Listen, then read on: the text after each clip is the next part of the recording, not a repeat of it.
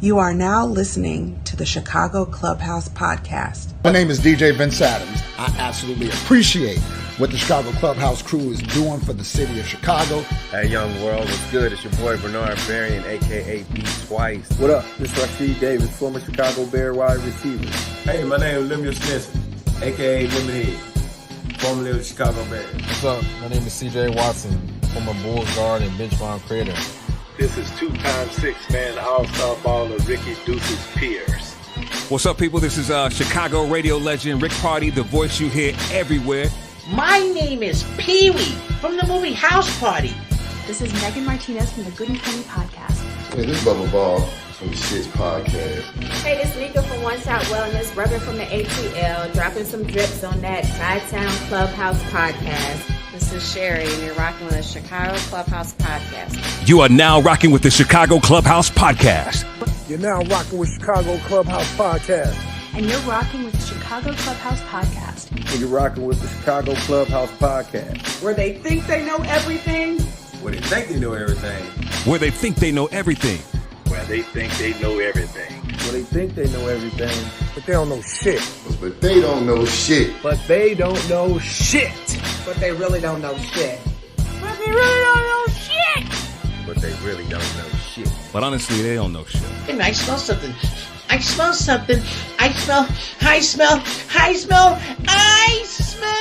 podcast. The Chicago Clubhouse Podcast Show. They really don't know shit. You already know what time it is.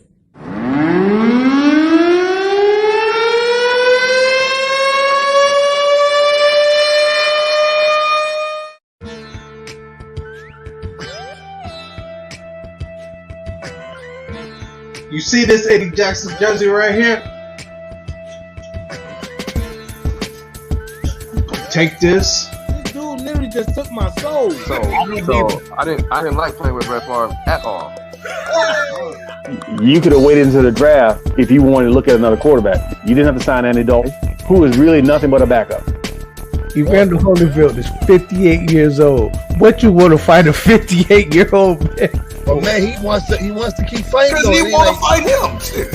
Okay, it's an exhibition. But yeah, it's an exhibition because this ain't Drago and Apollo Creed, man. Ain't nobody about to. Man, Martin and Tommy Hearns was an exhibition. You saw what happened to Martin. This could hurt.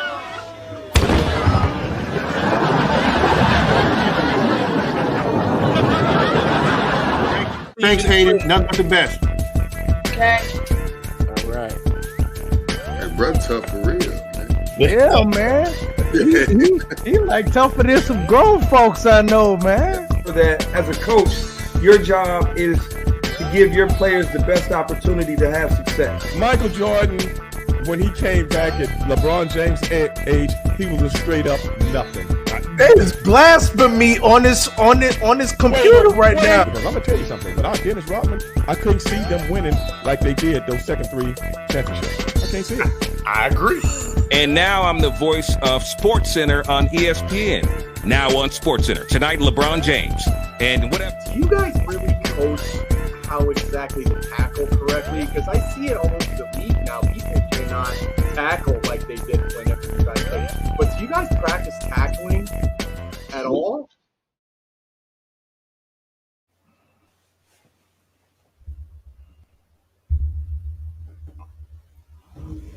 Welcome to the podcast where we think we know everything, but we don't know shit. Rivalry week. Well, tomorrow, actually. The cheeseheads. Is it really much of a rivalry, though, or a fan rivalry? Because, man, I mean, the Packers really have had the Bears number for years.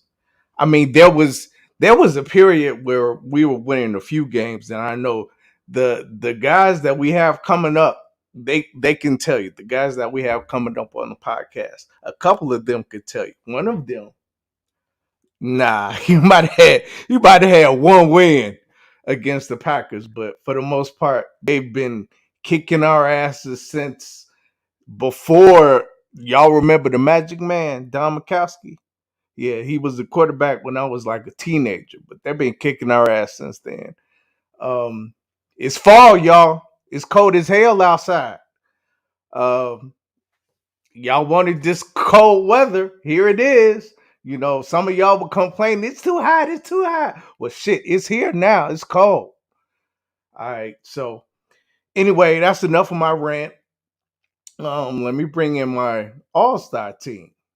First up, my man, the stat man, who knows every single stat from every single team since the 80s and 90s, basketball and football. My man, JB. Yo, what's happening? What up, man? Wake up, brother. Wake up, man.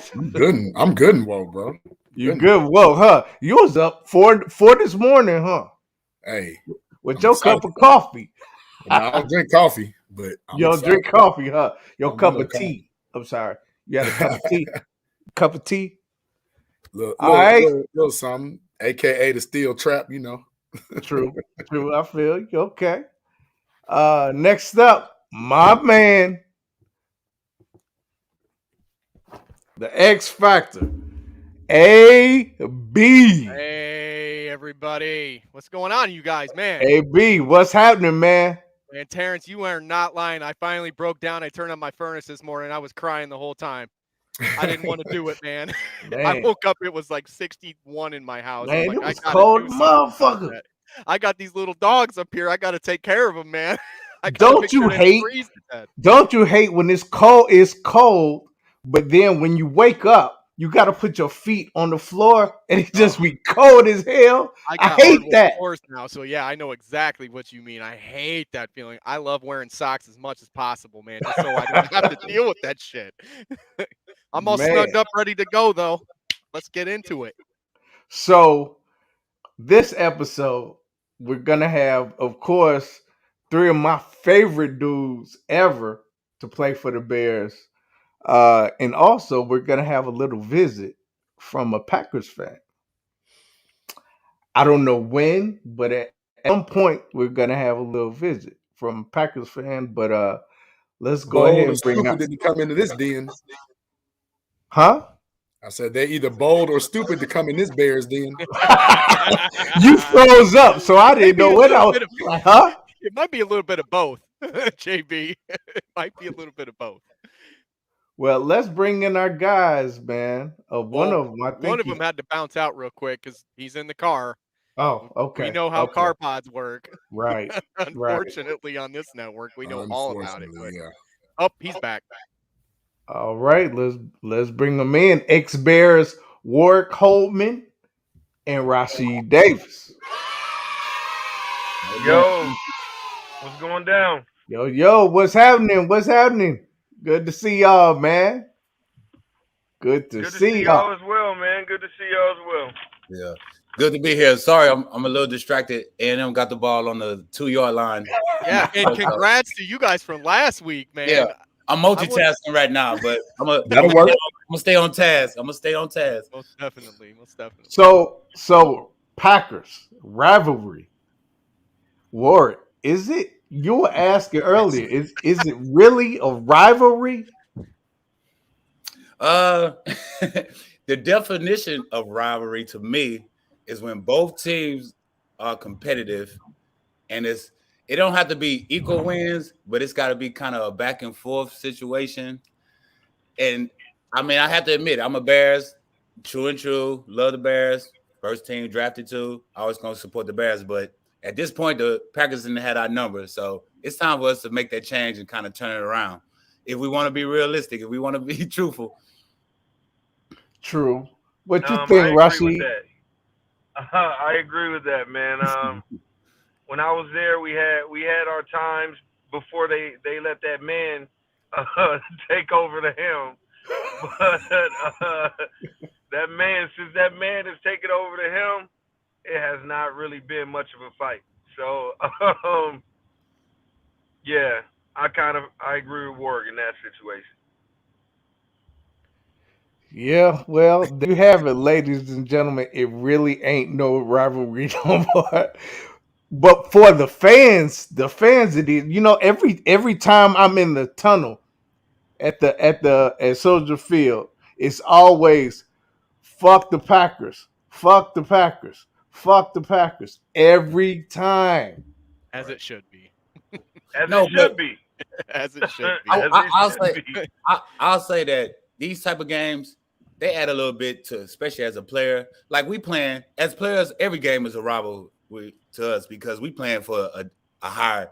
We pass rivalry. We playing for livelihood, and that's a team. So we enjoy like when the fans get involved and they into the game. It helped the players get involved in the game. But for as rivalry with the players, we look at it as another game that we need to win in our division to get to where our ultimate goal is to get to the Super Bowl every year. So to us, the rivalry is more like we just need to beat these guys for the division to win this division title. But when the fans into it and you have fans all week telling you, fuck the cheeseheads and come on, y'all got to do it, that's going to give you some, I'm not going to lie, that's going to give you a little, have you pumped up for the game and the game got a little meaning. But just as a general game, you know, it's just another game that we need to win to get to our ultimate goal. Right. Yeah, I agree there as well. I'll say that the rivalry thing does come into play when, you know, it is embarrassing, you know, to lose to the same team every year, all the time, no matter what you do, no matter when you think you have their number, they seem to pull it out, right? And then to have your neighbor hang a Packer sign up, you know what I mean, outside, right next to you, and you're like, God dang it, you can't say nothing to him. So I'll say in that respect, yeah, that part of the rivalry sucks. Yeah, there's so many stats too. Ever since Aaron Rodgers got here, that's 25 games, guys. They are 20-5 with him. They beat us in the 2010 NFC Championship game, which a game I'm still crying about today.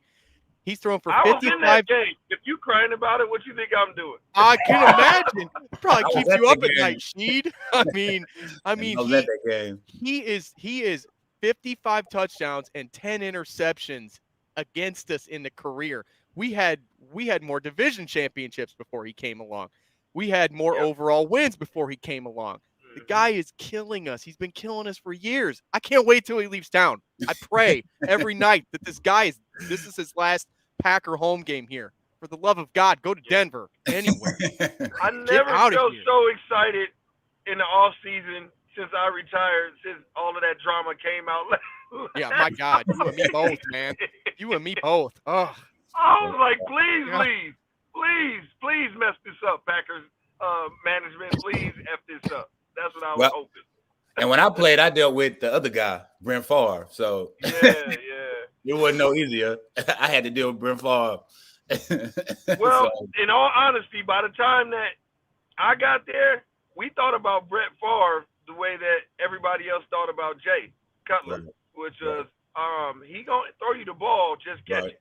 Right. All you gotta do is catch it. Same thing. Do something crazy right at the end of a game or in a crucial situation where he's gonna just let the ball go, and you're gonna be like, why did he do that? You better catch it. That's it. Right. So do either of you have favorite moments against the Packers? I know, obviously, you've got a worse moment. Obviously, we already talked about that. But favorite moments against playing them? I'll go first. My favorite moment was in Lambeau Field. The one time I won against the Packers twice in my whole career in Chicago, and both of them was in Lambeau. I looked back up and said, "Oh yeah, I forgot about that." We won one time with Cade McNown. Believe it or not, we beat the Packers with Cade McNown. I don't look it up. I had to look it up too. I know he threw like a long pass to like Marcus Robinson. We actually beat him, but that's the game. I want to say that Brian Robinson blocked the field goal at the end of the game. The big block, the big hand going up. Yeah, okay. That's a famous game.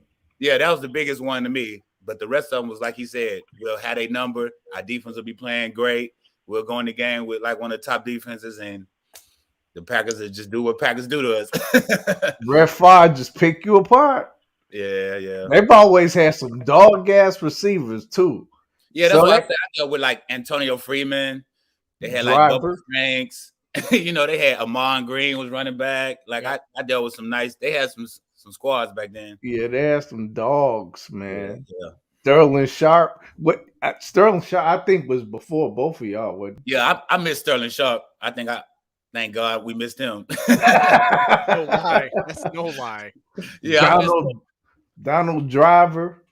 Freeman, like I said, Bubba Franks, because I remember I used to cover him all the time. They had the big fullback Henderson that I used to have to go against all the time. So I remember the Packers real well.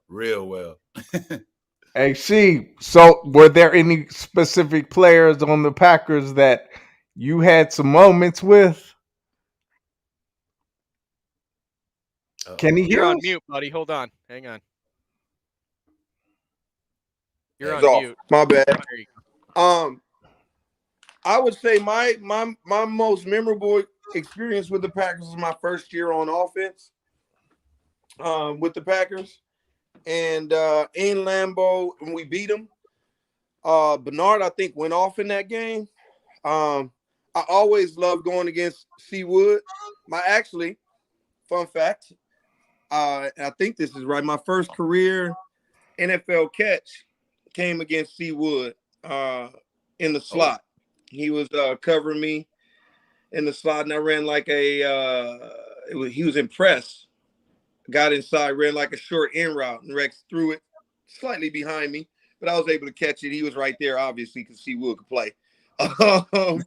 But I made the catch, and Bernard, I think, went off on a deep pass in that game. Rex was the QB. That was my first experience in Lambeau, and we won, and so that was good. I think we won a couple games before the monster took over. I hate to say his name because if you say his name too often, it's like Candyman. He pop up. Why? So one big thing I want to know from both of you guys is how was the locker room? What was the locker room like before this game, before this big game? Is it just a game, Warrick? Like I said, like it's a professional. Like when I played like A&M and we used to play like UT, or we'll go play Texas Tech, Oklahoma, Baylor, whatever. Those are rival games. Those are games where like you lined up against guys who like you might have went to high school or was like played against in high school, like from the same area. When I was in the pros, it was always like business. Like you never took a game too serious, like made a game bigger because every game was big. So the coaches always tried to make it like the rivalry is for the fans. We're about business. This is a business trip. We come here to win a game and get back. Like, don't get caught up in the rivalry because we still want you to play. We don't want you to let your emotions take over. We want you to play sound and do what you're supposed to, not getting caught up with the rivalry and getting into it with the fans. So the locker room was always just like, hey, this is a game we need to win. We know we're trying to accomplish, and let's go out here and do it. The fans could have the rivalry. We want the fans to be happy, so of course we want to win. But at the same time, like it was just a game. It was just another game to the players on my aspect. Yeah, I agree with that. We wanted to make sure that we did what we had to do to get that W. A W is a W, and it doesn't matter what it looks like. You know, you hear people talk about winning ugly, winning great, whatnot. What I learned from Lovey and playing with Lovey was a win was a win. You know what I mean? And especially in the division, you know, because it's like a twofer, right? You beat that division guy as well as get that win, so it helps in the division and in the conference. And so you wanted to always do your best to get those wins, period. That's why, in my opinion, I think those games are so big and played so closely. Yeah. You know, you see sometimes when you see a team within a division that just has another team's number. You know what I mean? They just the Packers are going to beat everybody else, but they can't beat a specific team within their division, or Arizona, or San Diego or something like that. You beat every team outside the league, but you can't beat that team within your division for whatever reason. Sometimes people have your number, and within the division, I think that's why a lot of the teams a lot of those games are contested so tightly, because you see them twice a year, and your coaches most likely are telling you how important those games are and emphasizing those games. Cool. Hey B, we can't hear you. You muted. I'm muting myself because I choked on my drink over here. I was coughing like crazy. But so Rashied, I'm gonna kind of ask you, segueing into this. So do you think that this Bears offense can capitalize against a secondary of Green Bay that's hurt? They don't have Zadarius Smith playing this game. Do you think this is a game that's ripe for the picking for us? I think so. Okay. Any game in the division is ripe for the picking. But I think if we're going to beat them this year, I think that this is the team we'll have the opportunity to beat, especially without Zadarius Smith, who's a killer out there. And we do have receivers, whether they're healthy or not, that can take advantage of this particular secondary. Can we get them the ball? Can we protect the quarterback, and can we get him the ball? Can the quarterback deliver the ball? And so, yeah, I think this team that we're going to play is ripe for the picking, but it's just not just an offensive game. You still got to do something about that man, and his man. You know what I mean? Because Devontae Adams is a silverback. For lack of a better term. Oh, you're right. He is the only receiver. And I have some friends that have played for the Packers, and I say this with all due respect. Devontae Adams is the only receiver that Aaron Rodgers has played with that has made Aaron Rodgers better.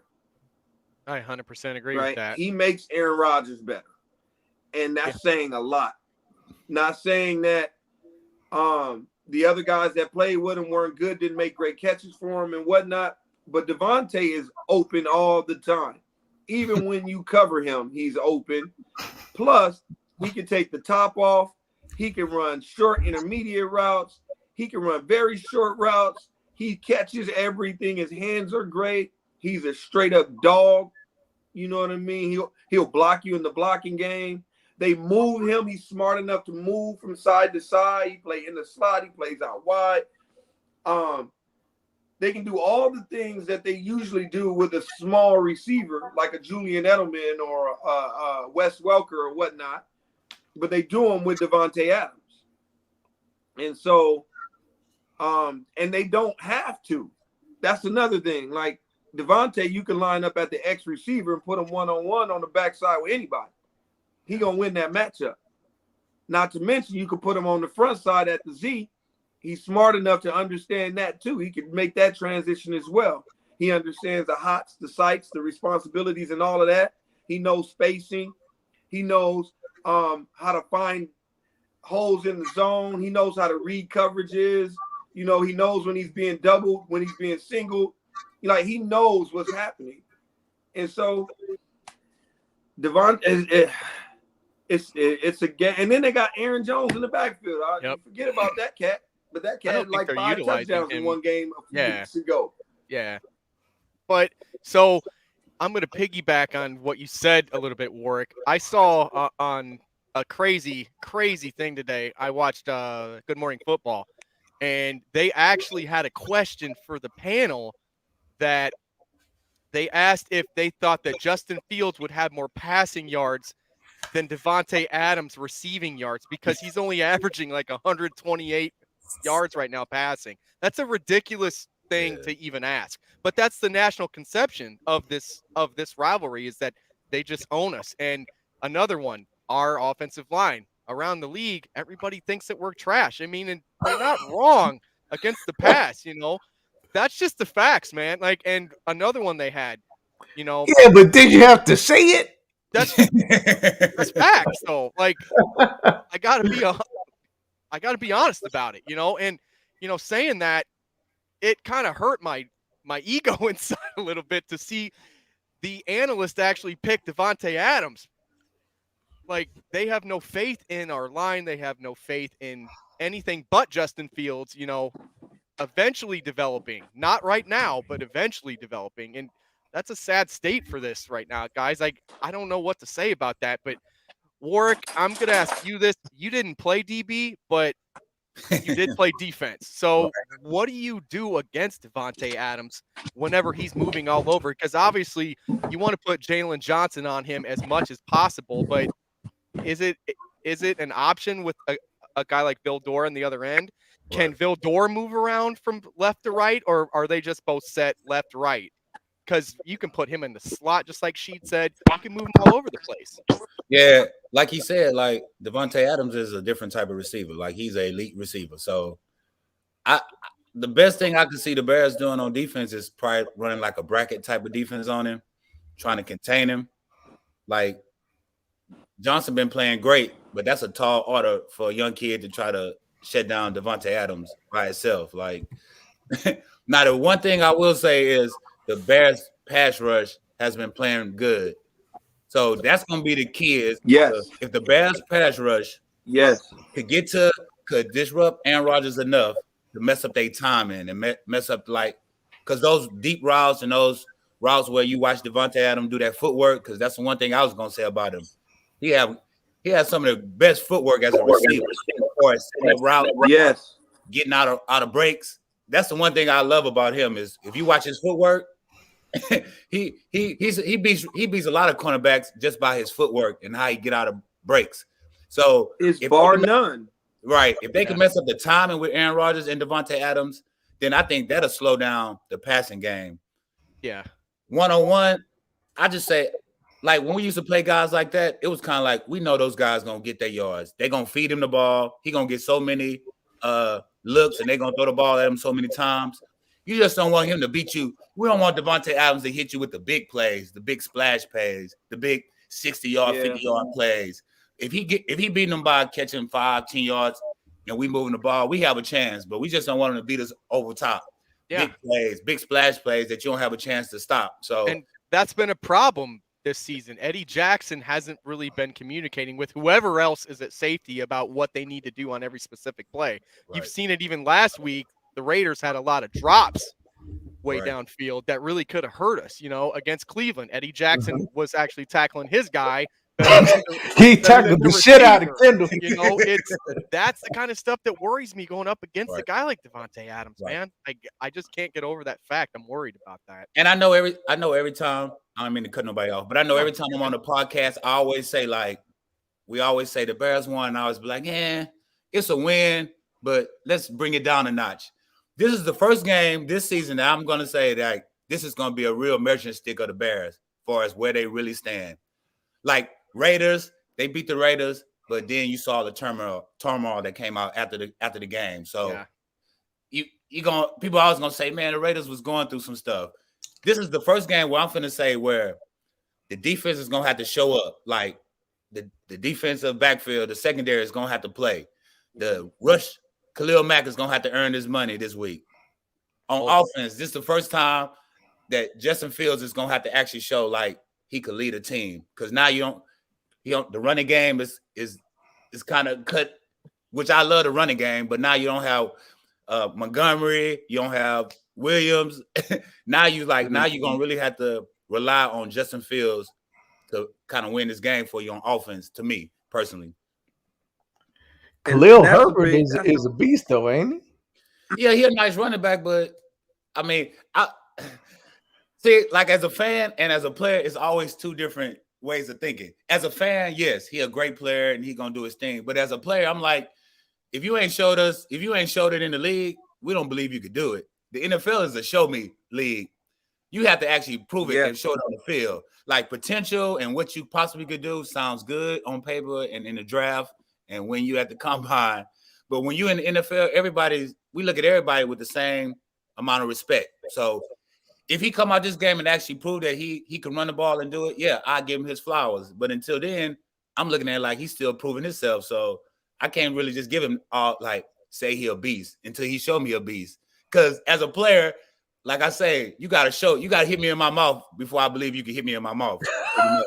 I don't know about what you say you do. He was a beast at this and he was a beast there, but everybody's a beast in the NFL. That's the thing. Like everybody was the man wherever they were. You know, you playing against men among men, you know. So you don't know if we don't have a running game, if we can't run the ball, we're gonna be in a world of shit, right? Because we do not want the Bears. When I say we, I'm not damn on the team anymore. But we're riding. The Bears have to be able to control the clock because you do not want the Packers offense on the field all the time. If they're on the field too often, that just is our defense is going to get worn down. You know, and even if we're scoring too fast, you know what I mean? If we score too fast, too often, our defense is going to be out there too much, and they're going to get worn down. So we got to be able to run the ball and have some kind of ball control offense, in my opinion, versus very high-powered offenses that we're going against. And this will be, I agree with you, Warrick, that this will be a larger measuring stick, right? Because everybody was talking about firing Nagy if they lost to Detroit, you know, but Detroit does Detroit things, right? Yep. And I played for Detroit. We all know. And we won when I was there, right? Like the 1 year I was there, we went to the playoffs and we won games, whatnot. Megatron was a monster. He had like 10 touchdowns in 5 games. But Detroit historically is going to be Detroit, right? Raiders historically, as of lately, is going to be the Raiders. Yep. Right. The Raiders are going to be the Raiders. So this is going to be a huge measuring stick as to what the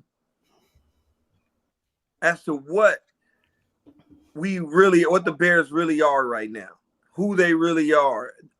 The problem with getting pressure on Aaron Rodgers is Aaron Rodgers outside of the pocket is better than everybody else too, right? So yeah, he can run. He knows when to run. So he'll bait you to come up and try to tackle him and throw the ball over your head, right? He is probably more accurate out of the pocket than he is in the pocket, and that's fucking scary. That is true. So,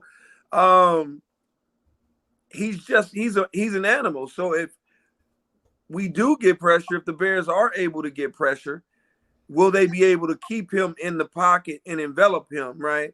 And so that he has nowhere to go and nothing to do, as opposed to getting that pressure on him and him getting out of it and him getting around the edge on us. If he gets around the edge on us consistently, we're in trouble, big time trouble, because he's going to tear him up. And then anybody that plays defense that's ever had to cover anybody, especially at the NFL level, knows that to have to cover for more than 4 seconds is a tall task for any defensive player to cover anybody, let alone trying to cover Devontae Adams, Adam Lazard, and all of those other, bigger receivers that they have, and Robert Tonyan and Aaron Jones out of the backfield is as good as anybody. Yeah. So that's going to be the problem. I really hope they put Dylan in and let Dylan just run, because Dylan just going to run downhill and we'll be able to bottle his ass up. But Aaron Jones ain't going to be able to, you can't bottle him up. They're going to put you out in coverage and they're going to make you cover him, Yeah. And so there's a lot the Bears got to be able to do in order to win this game. Which is it's a tall order to put all of that on Justin Fields without a running game. So we better figure out how to major in the running game for the rest of this season, even if it doesn't equate to a whole lot of wins right now, to protect him and for him to develop. Right? Yeah. We don't want him getting beat up. No more designed runs. I'm sorry. I can't stand when they ran him on that. What was it? like a 3rd and 2, and they tried running him on the outside. He almost got murdered there. Stop doing that. Let him run organically. Like they gotta let Justin be Justin. Lamar Jackson. He's No. not Cam Newton. He's not none of those guys. Teach him how to throw the ball in the pocket, move and throw the ball out of the pocket, but stop running the ball with him because he's a tall, athletic quarterback. You know, use what he did in college. He wasn't a damn running quarterback in college. He was good. He wasn't a running quarterback. Yeah, and we had someone in the chat, George Bayless, from across the pond. Great guy, great listen. And he said that George? if they got their blocks, they would have got that. And that's been the problem this year is we haven't got blocks. Our offensive line hasn't been playing as well as it should. So then why run those kind of plays, George? That's exactly kind of what I'm getting at here, you know. But we're going to take a quick commercial break, guys, and we're going to bring in our Packer fan, I guess. Oh, shit. There was a time when high standards prevailed, when excellent craftsmanship was displayed and treated with the utmost importance. Acquire the crisp, refreshing taste of Moore's Beer. Moore's Beer. Raise your standards.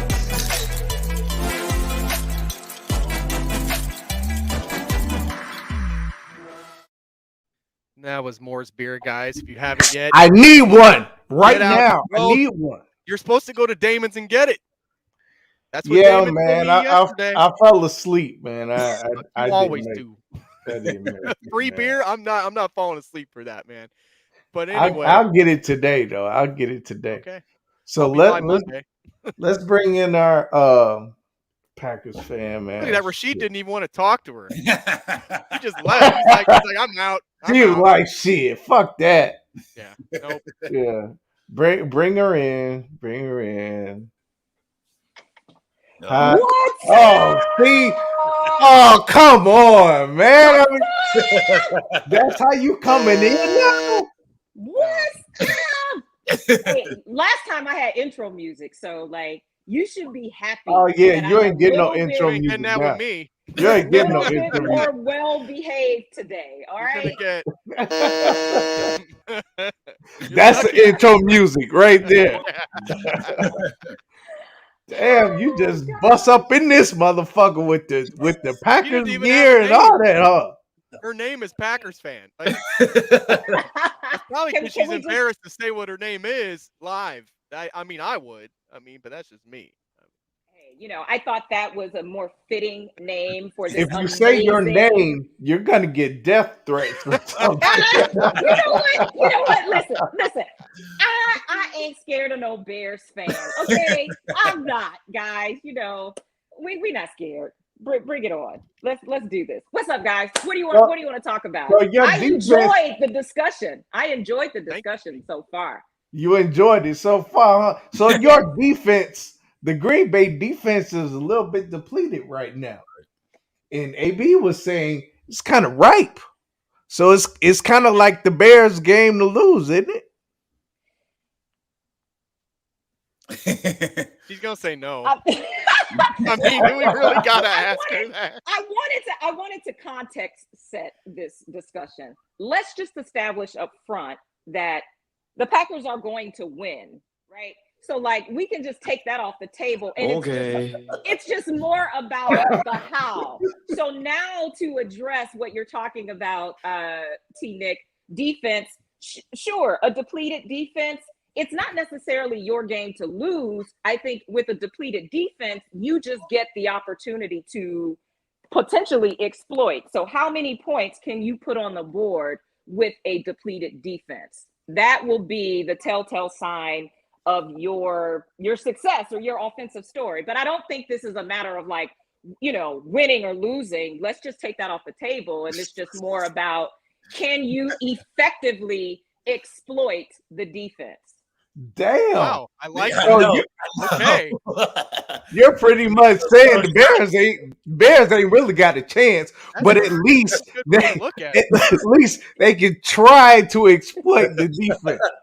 Get a couple points up. Yeah, I mean, because you know, you guys, and what I love about Bears fans, man, y'all are faithful. Like I'm a single woman. I would almost date a Bears fan because y'all loyal to the mug. Like You said almost. We're loyal dogs, man. We're loyal dogs. Y'all are loyal. And so if we could just channel that energy into a romantic relationship, I'm like, man, I would have a keeper. But anyway, I digress.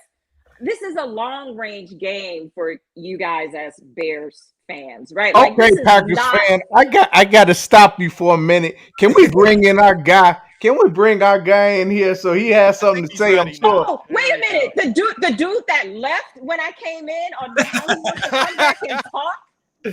Yeah, he didn't feel like hearing that shit. He didn't feel like hearing that shit. He was speaking some truth earlier, so I just don't go left on me, man. Don't Are go we left, talking about me? I was with you earlier. Oh yeah, Yes. We're talking about you.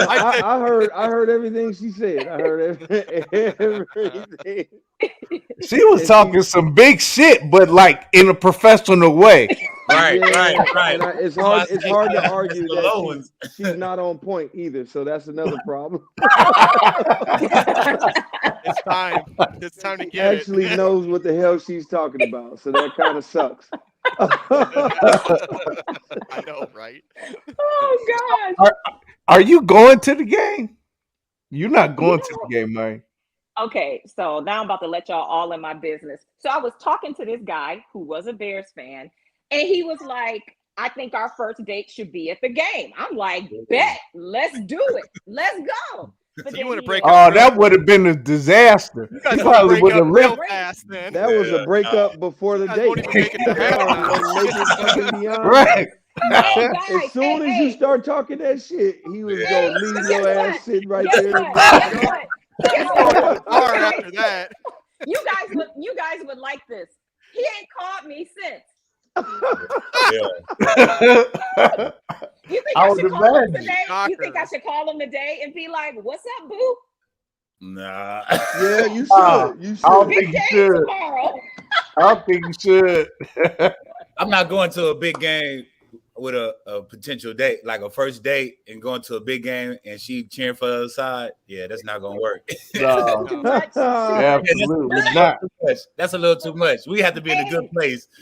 Hey, once again, I think if you go into the game just accepting the outcome, you can just enjoy the can't journey. go into the game accepting no damn outcome. Here go that shit talking again. But wait a minute, why would you take yourselves on that emotional roller coaster? Like, oh my God, Jay Fields got us a touchdown. That's the love of the game. We're in this thing. It's like that's the love of the game. Ride and dying with your team, man. Yeah, but you don't go in the game just like Rashied said. You don't go into the game just thinking you're gonna lose every time. I mean, yeah, you can have that kind of thoughts about like the matchup wise, but you're not gonna just go in like that any given Sunday, man. Any given Sunday.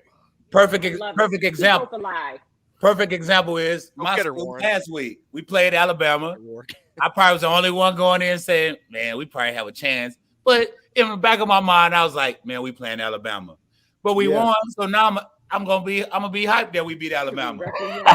So every game I'm gonna go in saying we're gonna win. Now do I know? Like, yeah, Alabama is probably overmatched for us, but we win and you take the win. So no Bears fans gonna say, man, we know there's always a chance.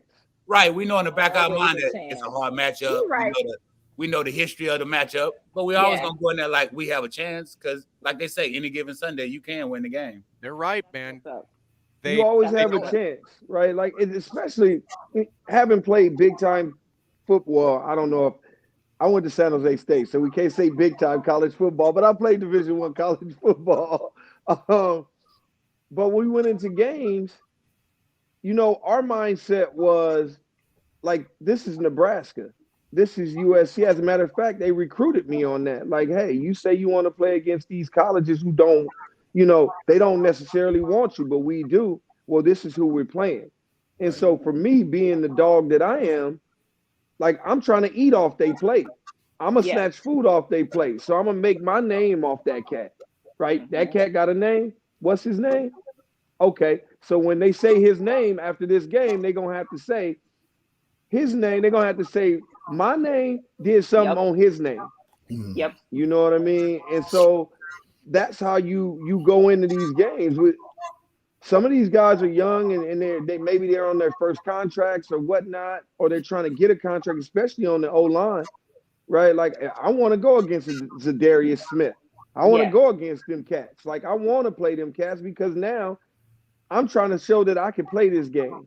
Like I can play at the highest level. And so what I'm trying to eat. I'm trying to feed my family. And so every game you should go into knowing that you have an opportunity to win. But if you go in there thinking as a player, like, oh, we ain't got no shot because we overmatched, then shit, you lost me before you stepped on the field.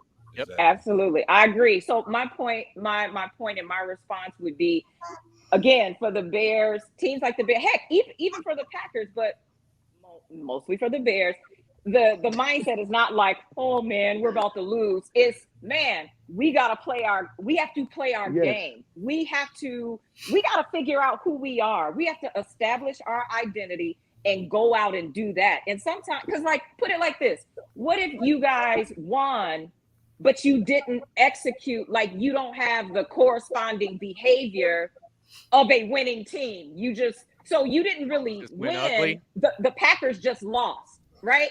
And to me, I mean, I'm okay with that.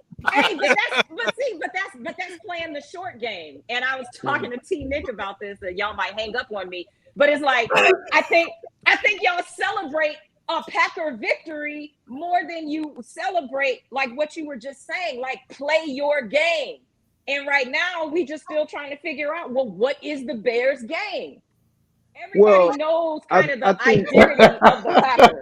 Everybody knows the identity of the Packers. Well, everybody knows that you have Aaron Rodgers, right? So the identity of the Packers is Aaron Rodgers, Devontae Adams, and then you toss in Aaron Jones, you know what I mean? You toss in that guy and a host of other guys, and now you on the defensive side, everybody knows now that they have Zadarius Smith and whatnot, right? But unfortunately, he's hurt.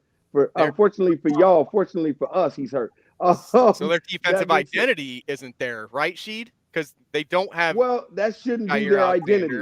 Their identity shouldn't be wrapped up in that person. Their identity should be wrapped up in who they are, right? So, from a player perspective, and what I try to tell my son is, and I heard Nick Saban say it the best, right? Is you got to focus on the process, not the outcome.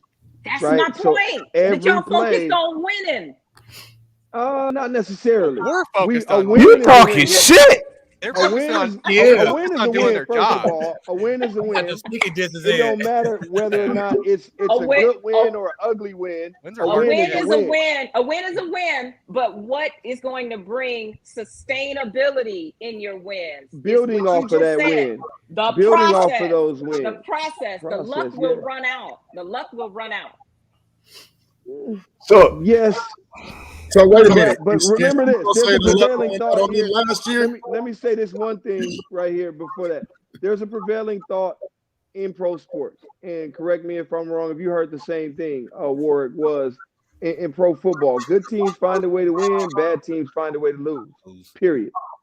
That's how we thought about it, and that's how we live. And so if you're a good team is going to find a way because they have that mindset that I'm going to win this game no matter what.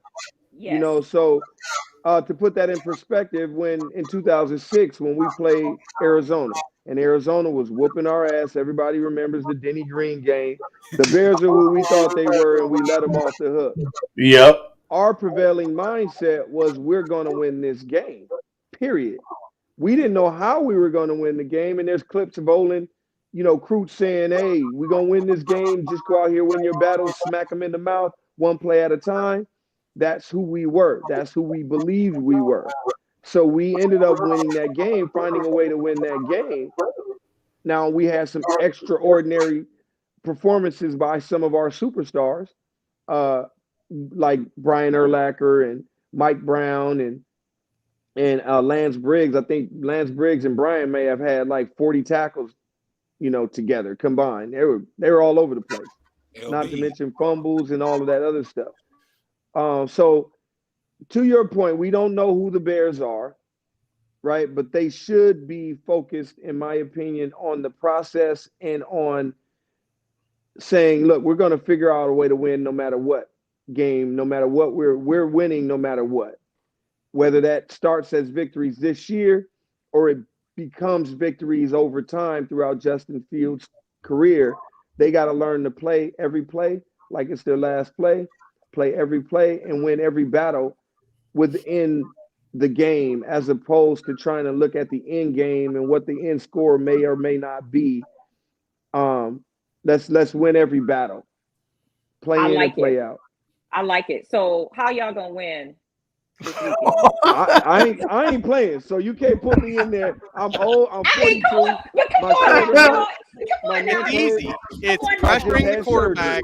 Every fan, y'all can't tell me that you all don't coach the game from your couch. Go ahead, Alan. Go ahead. Tell her how to do it. I'm also a Bucks fan, right? And I coached them to the finals, right? Like I'm going crazy from my couch. So surely you guys have an opinion. Milwaukee Bucks. We do. You can't be a Packer fan and a Tampa Bay before fan. you say your things, Alan, I have to address this real quick. I want to bring in another guy who has an opinion as well. We got another backup bear Can here. we bring him in, please? Bring him in. I don't know if he's ready. Is he ready yet? We about to get you, young lady.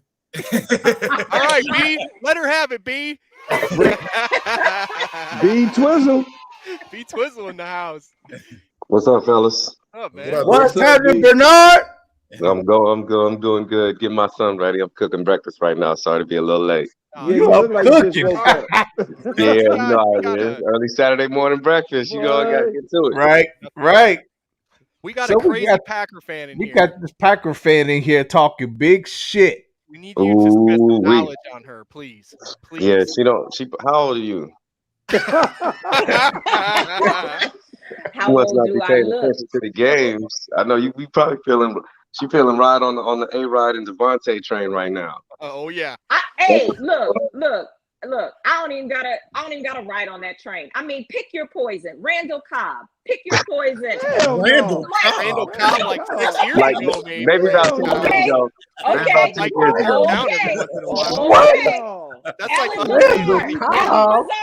Alan Lazard. We Do you all have an answer for real? We only got to have an answer for two people, maybe three. Oh God. Okay. Robert Tonyan might not even play. He might not play because he's hurt. He might not even play. Have you looked Bro, at the injury report yet? Ready for tomorrow. If you didn't have Devontae Adams playing, it will be a different story. Because okay. Randall Cobb ain't gonna do nothing. Have you all watched the season so far? Bro, Like, have y'all watched Packer games? Randall Cobb is functioning off the success of fucking Devontae Adams. Thank you. Exactly. Devontae Adams wasn't on that other side. If Listen, Adams oh my God, that's an excuse. That is an excuse. No, that's not an excuse. That's the truth. That's the truth. You're pumped about him. Yes, he's playing well. Randall Cobb is playing well. So is Aaron Rodgers playing well. Alan Lazard. That being said, there is a Devontae Adams factor involved in all of their success. Absolutely. Period. So what's the point? I don't understand. What point are we trying to make here? We're letting Alan's about to tell you what the keys to success I've been trying for 20 minutes to tell you. Green Bay on what? About Alan Lazard, like the most no-name guy on the team. But you know what? But the point is, if you shut Devontae Adams down, y'all act like the Packers don't have other options. But I you don't even have to shut him down. We can shut Devontae Adams down. Our offense can take advantage of your depleted defense. So we got A-Rob, the $25 million man. We got Darnell Mooney, and we got Jay Fields. Okay, that's awesome. So, I mean, we take advantage of that defense. The guy that was about to school me on whatever. You're missing one big point, AB. All we got to do is just do what the Saints did week 1. Ooh. The blueprint is out. It is. And all right. That's what I was trying to get to here. Good luck, guys. Look, right now, the Packers don't have both of their tackles are probably not playing this game. Right. First and foremost, you can press a guy like Adams at the line, just like these guys were saying earlier. Press him, make him uncomfortable, make Aaron uncomfortable. You can't sit and tell me if you've watched this season, watching Aaron Rodgers, does he look a little more flustered than he has in years past? He's kind of getting a little more vocal, just always looking kind of disgusted. That's because his players outside of Devontae Adams and Aaron Jones, they're not playing the way that they should play, and he knows it. This offensive line is ripe for the picking. We're leading the league in sacks, okay? We have a top five DB right now, Jalen Johnson. He can, if he can come to play, he can cover Devontae Adams. You let those other guys worry about those scrubs you got outside of him, because that's what they are scrubs, period, end of story. Run the ball, just like Rashied said. Run the ball, run the ball, run the ball. Herbert's going to eat. That's how we beat you. We beat you by keeping you off the field, pressuring Rodgers, and pressuring Adams. Adams, I don't care if Adams throws, if he's got 250. They almost lost to the Bengals and he had over 200, right? Let him eat. He's going to get full, right? But nobody else is going to do anything. The rest of the team's going to starve. And here's another thought. Here's another thought of how to handle the Devontae Adamses of the league. And I got to give credit to Big Cat for saying this last night. I was talking to him. He was like, well, there's a prevailing thought to put your number one DB on their number one, match 1-to-1. But one thing that he brought up that I thought was pretty interesting was, instead of doing that, put your number one on their number two and double team and bracket. That's what I'd rather do. And bracket their number one with multiple players, right? So there's several different ways, and I'm not saying I know what the Bears are going to do, but there's several different ways of handling the number one guy, and like Alan was saying, like he could potentially eat and we could still win that game. Like he can eat. What can happen is allowing him and Aaron Jones to go out there and just act a fool. Yeah. The rest of the receivers are very, it's like mediocre. They're pedestrian. Yeah, I mean, I don't want to call them mediocre, but they're they're manageable. I'll say that. The other receivers, the other guys, Robert Tonyan, he's manageable. You know what I mean? Aaron Jones is even manageable without Devontae Adams.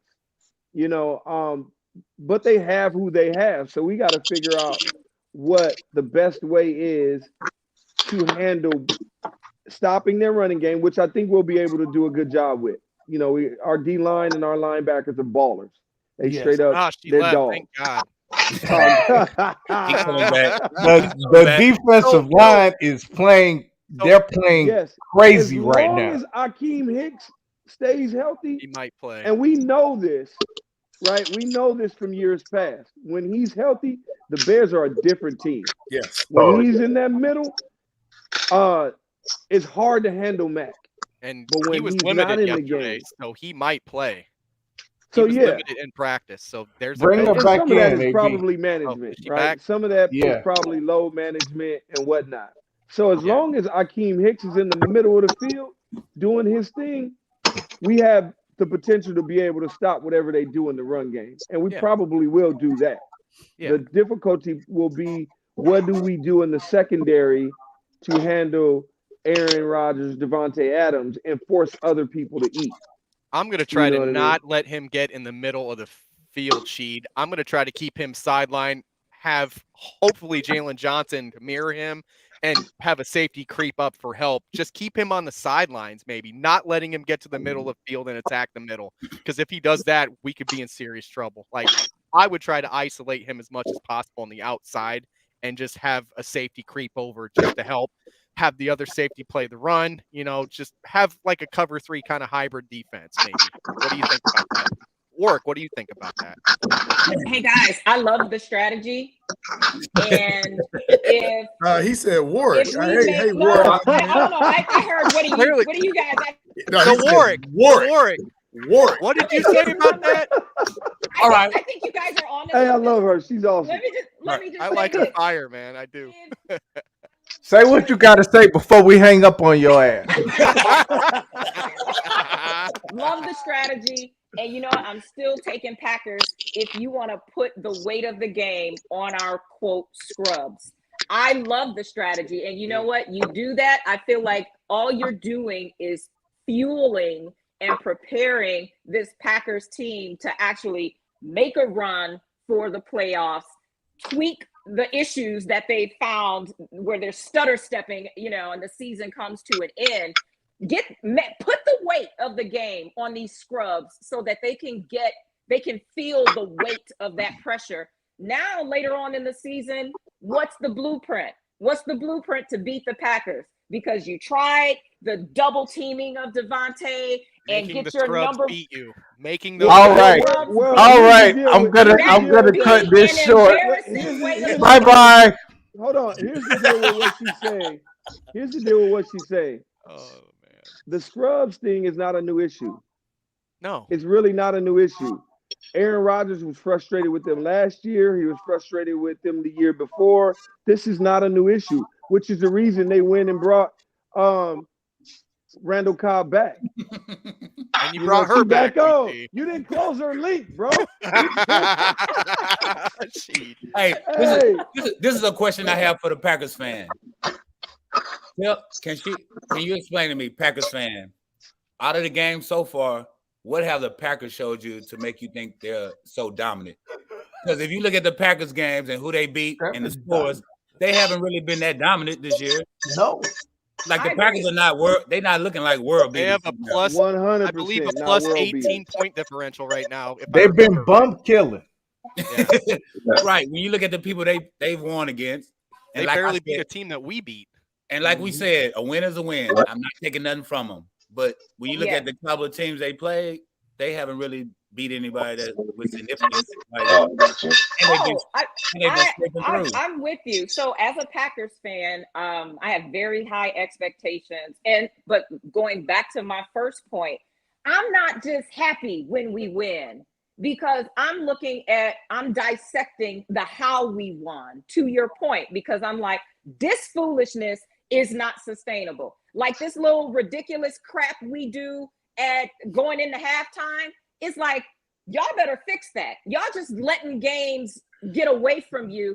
That's dumb. Stop doing dumb stuff. And I know this is not a basketball podcast, but I felt just as passionately about the Milwaukee Bucks. I'm like, y'all doing some dumb-ish, and it could cost you. So I feel that way about the Packers. Like you said, I'm not necessarily impressed with the wins that we have enjoyed so far, beyond some of the, some of them are like spectacular just to watch, like all them ridiculous missed field goals that get you all heated, or, the 30-second touchdown or field goal run, making it across the field. It's just like, man, that's crazy. But as a fan, I'm sitting here like, we shouldn't even be in this predicament. We should just be blowing teams out. So I think that, I say all that to say that the Packers certainly have more runway to improve, but I think they're in a very good spot. Because I mean, if you're winning and making these tweaks and adjustments, so if people can't beat you and you're not at your best, let me just say it like that, what do you think the hope and the outcome is going to be? Every team is going, hopefully, getting better as the season goes on. Right. So first of all, more where do to you come. have your Packers ranked? Invite me back after the game. That's what T Nick doesn't do. Last year, I want to hear answer the question, JB. Answer the question. Thank you, because what I'm saying, like I just hear a lot of rhetoric, and then I hear Mason sound like Crosby a fan. his leg You sound like a fan. I want to hear the real truth. So, who is this vaunted, not so great, about to be great Packers team better than in the NFC? Who are they better than? I'll wait. The Lions. What do you mean, who are they better than? The Packers always dominate the NFC. What are we even talking about? No.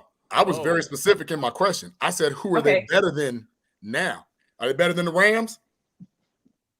What difference does it make? Are they better? It makes a lot of difference. Put it like this: the Packers will win. So does that mean that I'm going to take the Packers over everything? How about that? This is the third time I've had to do that with you today, man. What is going on here? Packers over everybody. And see, this is why you have problem having real discussions with fans, right? Instead of people that either know or appreciate the game, right? But listen, I need to pause it just for 1 second, guys. Facebook user, please back out and run to StreamYard.com/Facebook and register so we know who you are, please. We want to get these comments. We want to know who we're talking to. So please proceed with this blasphemy that you have. This Packer fan. But listen, bring Twice back in. Is he ready? You Oh, guys. okay. Yeah, he's ready. The same level of confidence that you all have about the Bears is what I carry for the Packers.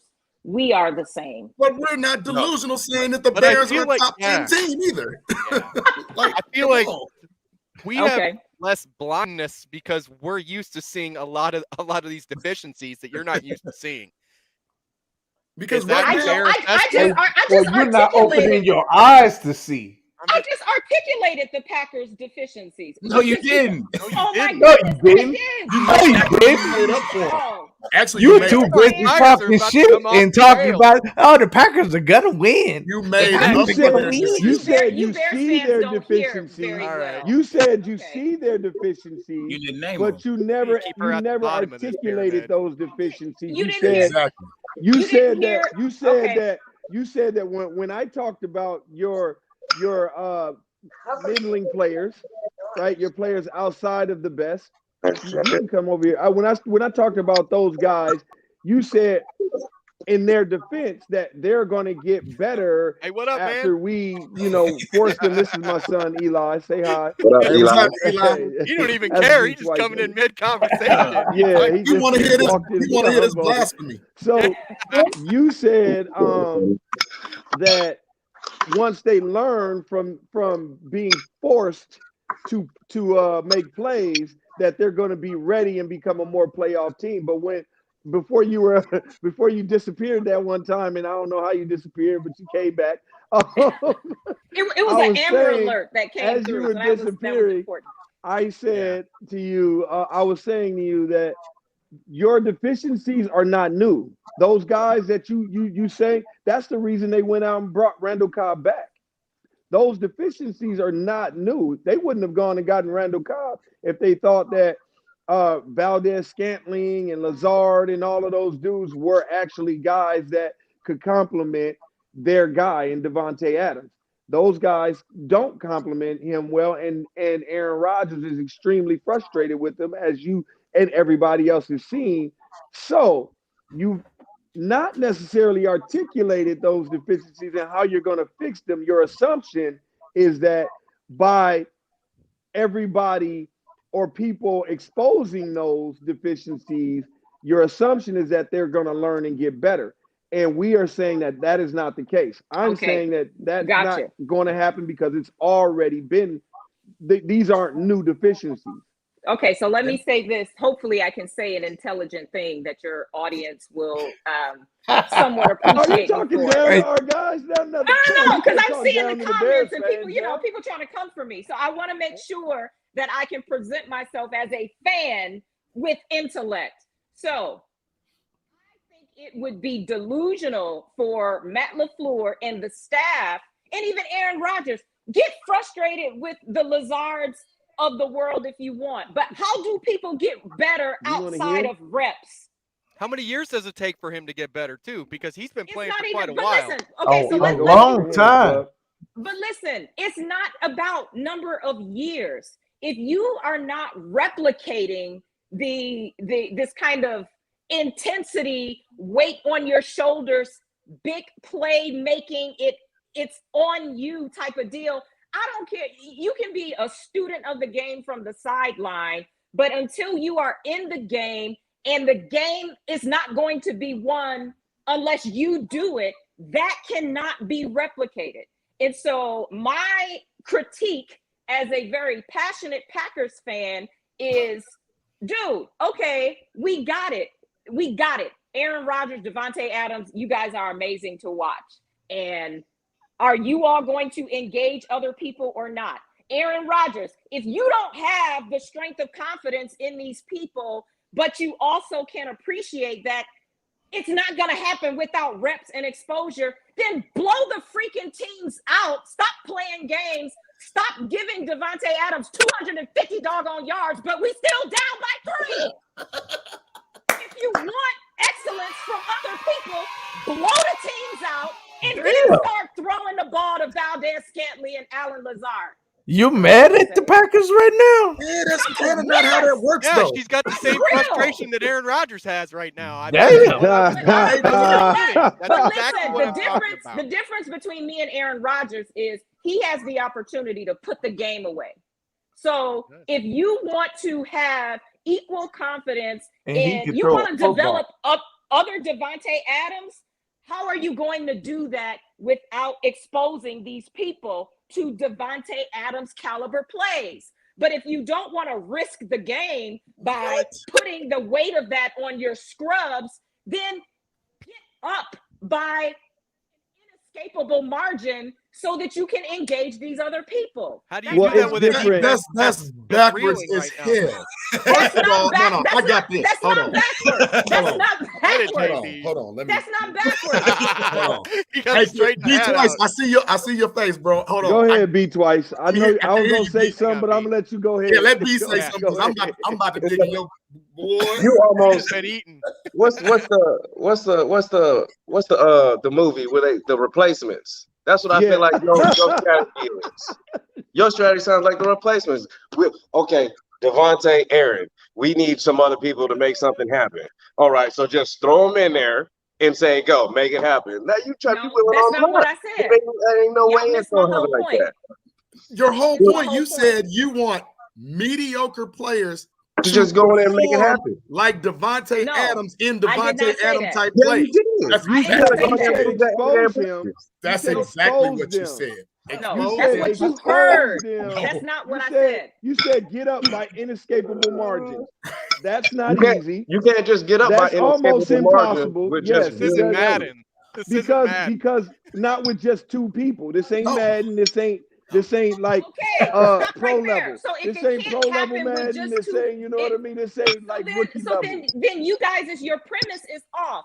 If they can't get up, how is my premise off? You need the other people to make that happen. But you all just told me that these people are scrubs, as if they're not contributing anything to the wins of these games. No, we're not saying I'm that. Break this down for you. We didn't say that at all. But you want these astronomical numbers to happen, like two people gonna make the now. Yeah. Like, all right, so right now the Packers have 1,235 yards in total passing yards, right? Devontae Adams has 579. It's damn near half. He's and doing that's most with of a the whole work. other team with how many wide receivers, how many tight ends, how many running backs that are catching the ball out of the backfield. He's got almost half of their yards. And don't they throw the ball more than they run throw it? the ball. They throw a lot more than they run. So what's that telling you? I'd rather throw to Devontae Adams in double and triple coverage than a wide open streaking Valdez-Scantling down the field because he ain't gonna catch it. Thank you. No trust. The point. That's why they don't use it. And one of the biggest points right now is that if they eliminate Devontae, they gotta beat us with these other people, and these other people have not been contributing. No, they've really not been contributing. Like AB said, Devontae has most of the damn yards. I look forward to the game. Please shut down Devontae so that we can see. That's not easy either. Nobody's saying that's easy either. That's not easy. But they schemed Devontae open, so just taking him out of the game and trying to get rid of him, it's not going to be so easy. No. They schemed Devontae. They should at least try to double and triple him. They could at least try to double and triple him. Yeah, so you may not take him out of the game, but you slow him down. That's probably what you're going to do, right? They probably understand what the Saints did in week 1, right? They know what their deficiencies are. These other players that you keep saying give them exposure. Well, exposure is earned. Reps and rocks are earned. To get the rock is earned. So trust is earned. So the number one rule that I think every receiver should have written on his whiteboard or written actually tattooed on his arm. If he says he's a receiver and he's gonna be a receiver, And I heard it from Mike Martz. Be where you're supposed to be when you're supposed to be there. Never fool the quarterback. Never fool a quarterback. And when the ball touches your hand, this is a Moose Muhammad. Catch the damn ball. They'll teach you everything else. So catch the ball. I don't give a damn if a dude draped on your neck. Yeah. Right? Catch the ball. And you have zero separation. Catch the ball. When you wide open, catch the ball. When you got a little bit of separation, catch the ball. When the ball's high and behind you, catch the damn ball. The problem is the reason that he doesn't have as much confidence, or seems to not have as much confidence in these other guys, and constantly looks over here to Devontae, seems to be because these other guys are inconsistent.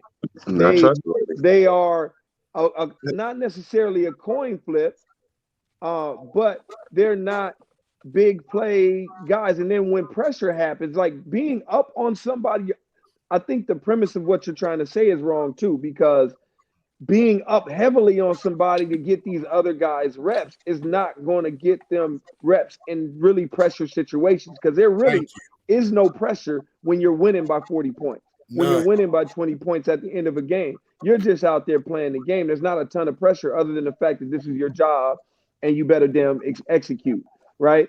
There's not a lot of pressure. The pressure comes when you're in a tough situation, when you're in a dogfight, when you're an evenly matched team, and that shit is going down to the end, and you got to move the ball at the end of the game, and the offense is on the field. Like, but it still comes from reps. It's like a fire drill. Yeah, those reps happen in practice. Those reps happen in practice. You get those reps in practice. I mean, you get them reps in practice, and that trust. You build that. You get those reps in practice. You build trust in practice. I would love to dissect this further. I don't have the answer, so I don't know that we can fully explore this conversation. But like, are they getting the same number of touches? Hell no, they're not. It's not gonna matter. No, Again, I am just talking about, like, let's take this into a math discussion. The premise is about reps. It's you really can't not. Tell me if there's Devontae, a human element to this. It's not just mathematical. I get that. Listen, we agree. There's a human element to this. We agree. I'm not disputing anything you say. I'm just looking for someone to give me a head nod in that. If Devontae Adams has 1,000 opportunities to catch or drop the ball, and your scrub flavor has 275 or 300, you can't tell me that person is positioned to be somebody who can carry the game.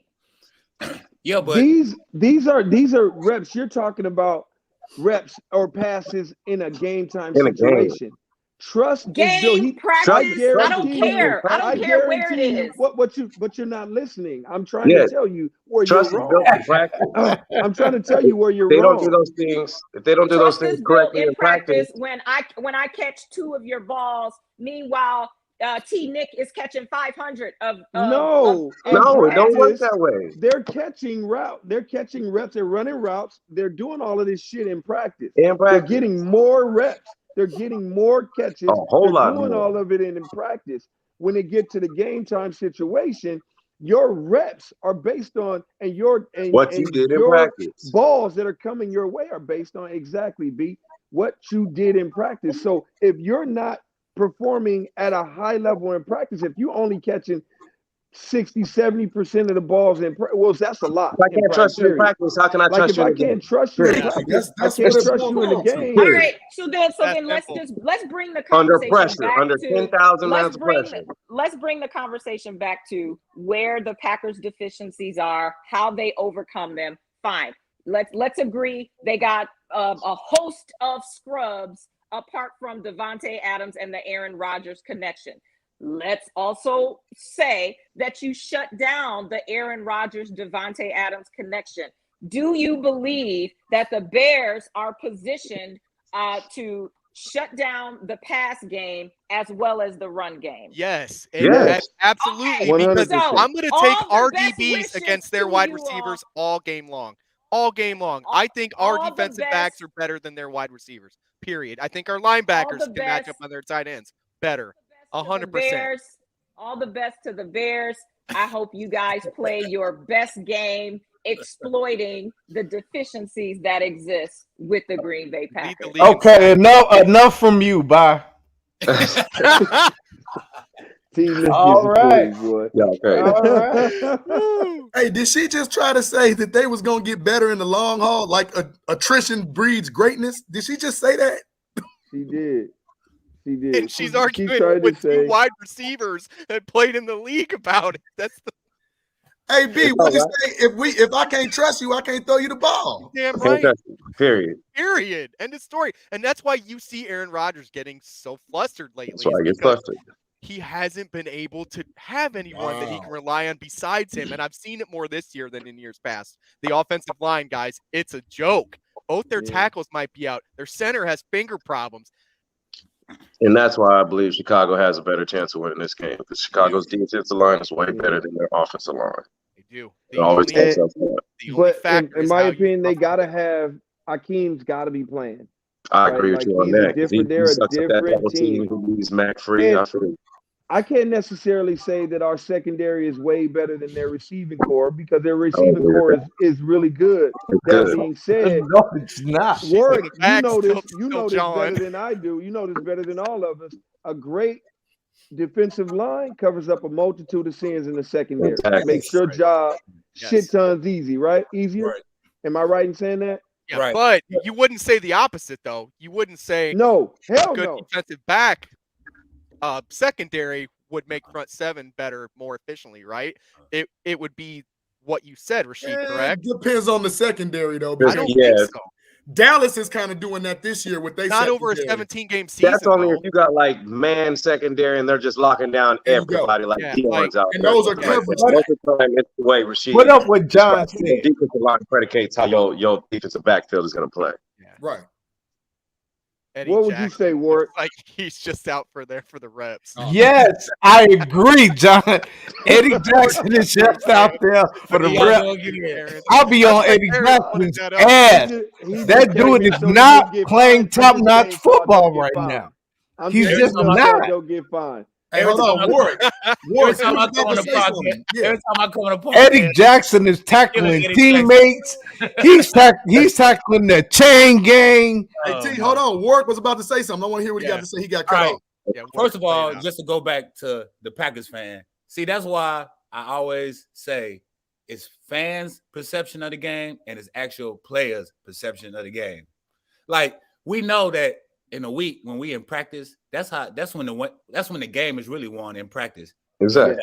How hard you practice, how the checks. Do you know the checks on the back of your hand? Do you know the adjustments? Soon the quarterback give you the adjustment. You already know it, or do you have to think about it? Those are things that I say, like, that's the difference between fans have they love, their loyalty, which I love, because we all have fans or something.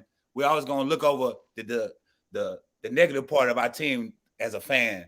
But the players, we gotta look at both. Like, we gotta be honest with each other, because we don't go in the game saying, oh, we're gonna win just because we the Packers or we the Bears.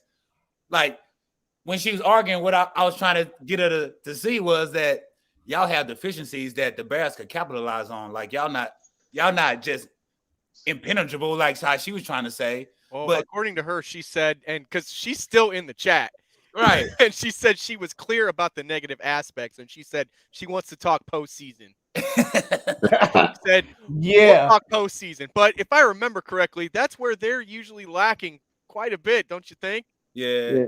But none of us were saying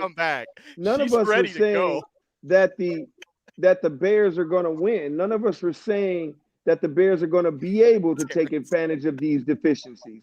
Yeah. We're just pointing out, all of us were pointing out, if the Bears are going to win, these are the things that they need to take advantage of, or they're going to have to take advantage of in order to win this game.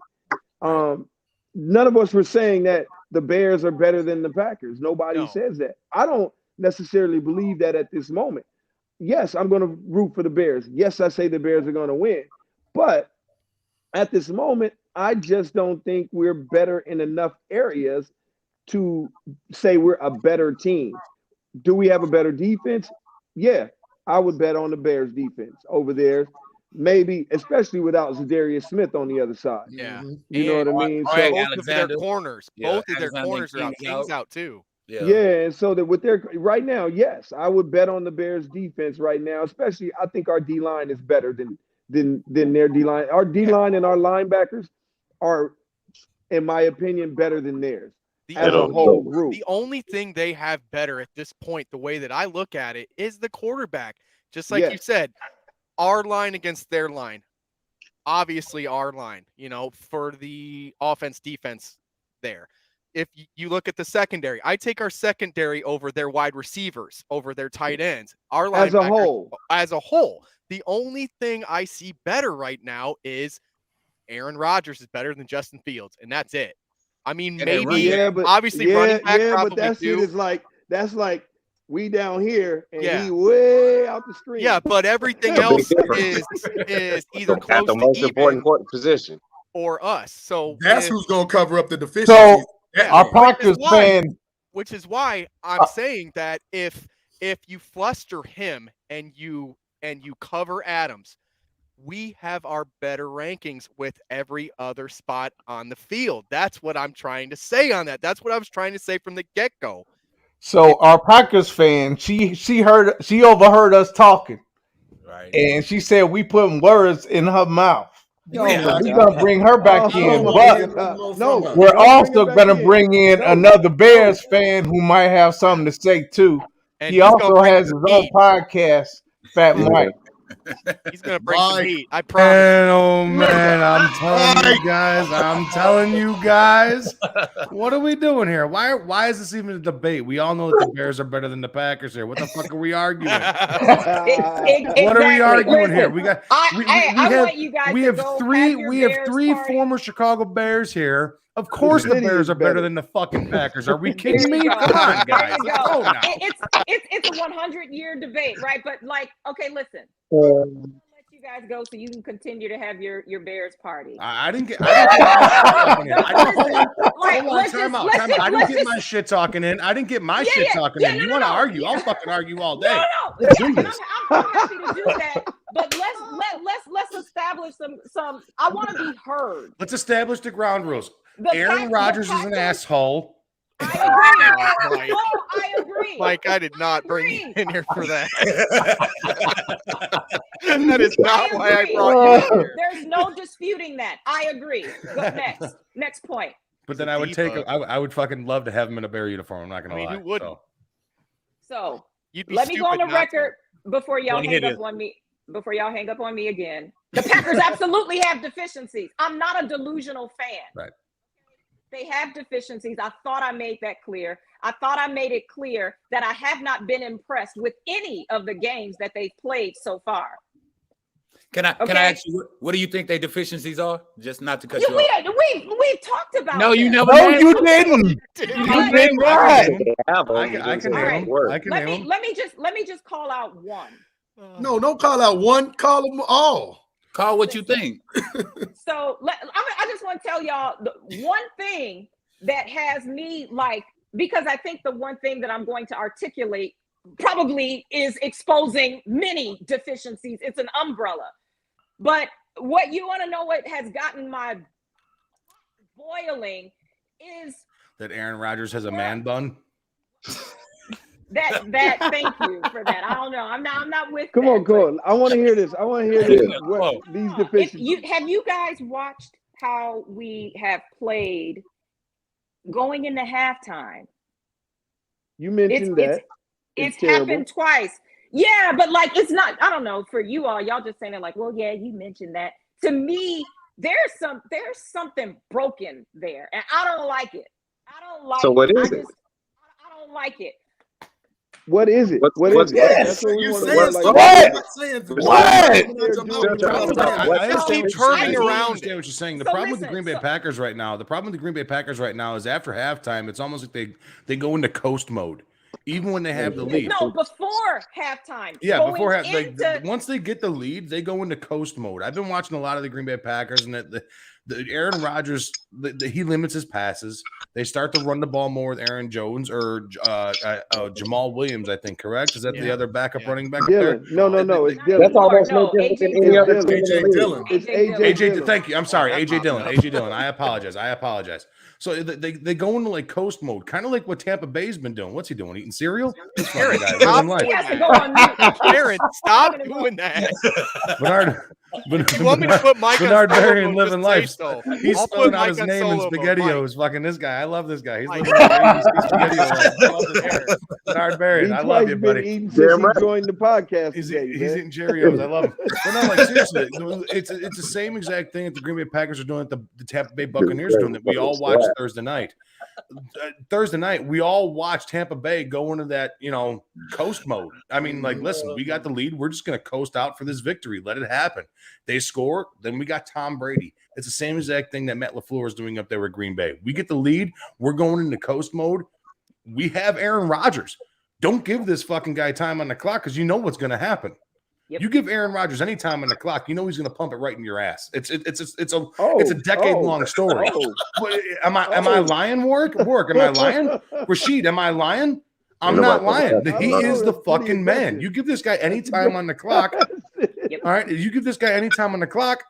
Terrence, you know me, man. I'm sorry if I'm cursing too much, boot my ass out. All right? Say what you gotta say. I'm not bullshit. Everybody here knows me, man. I'm a loudmouth asshole. That's all I do is chirp. Okay, that's all I do is chirp.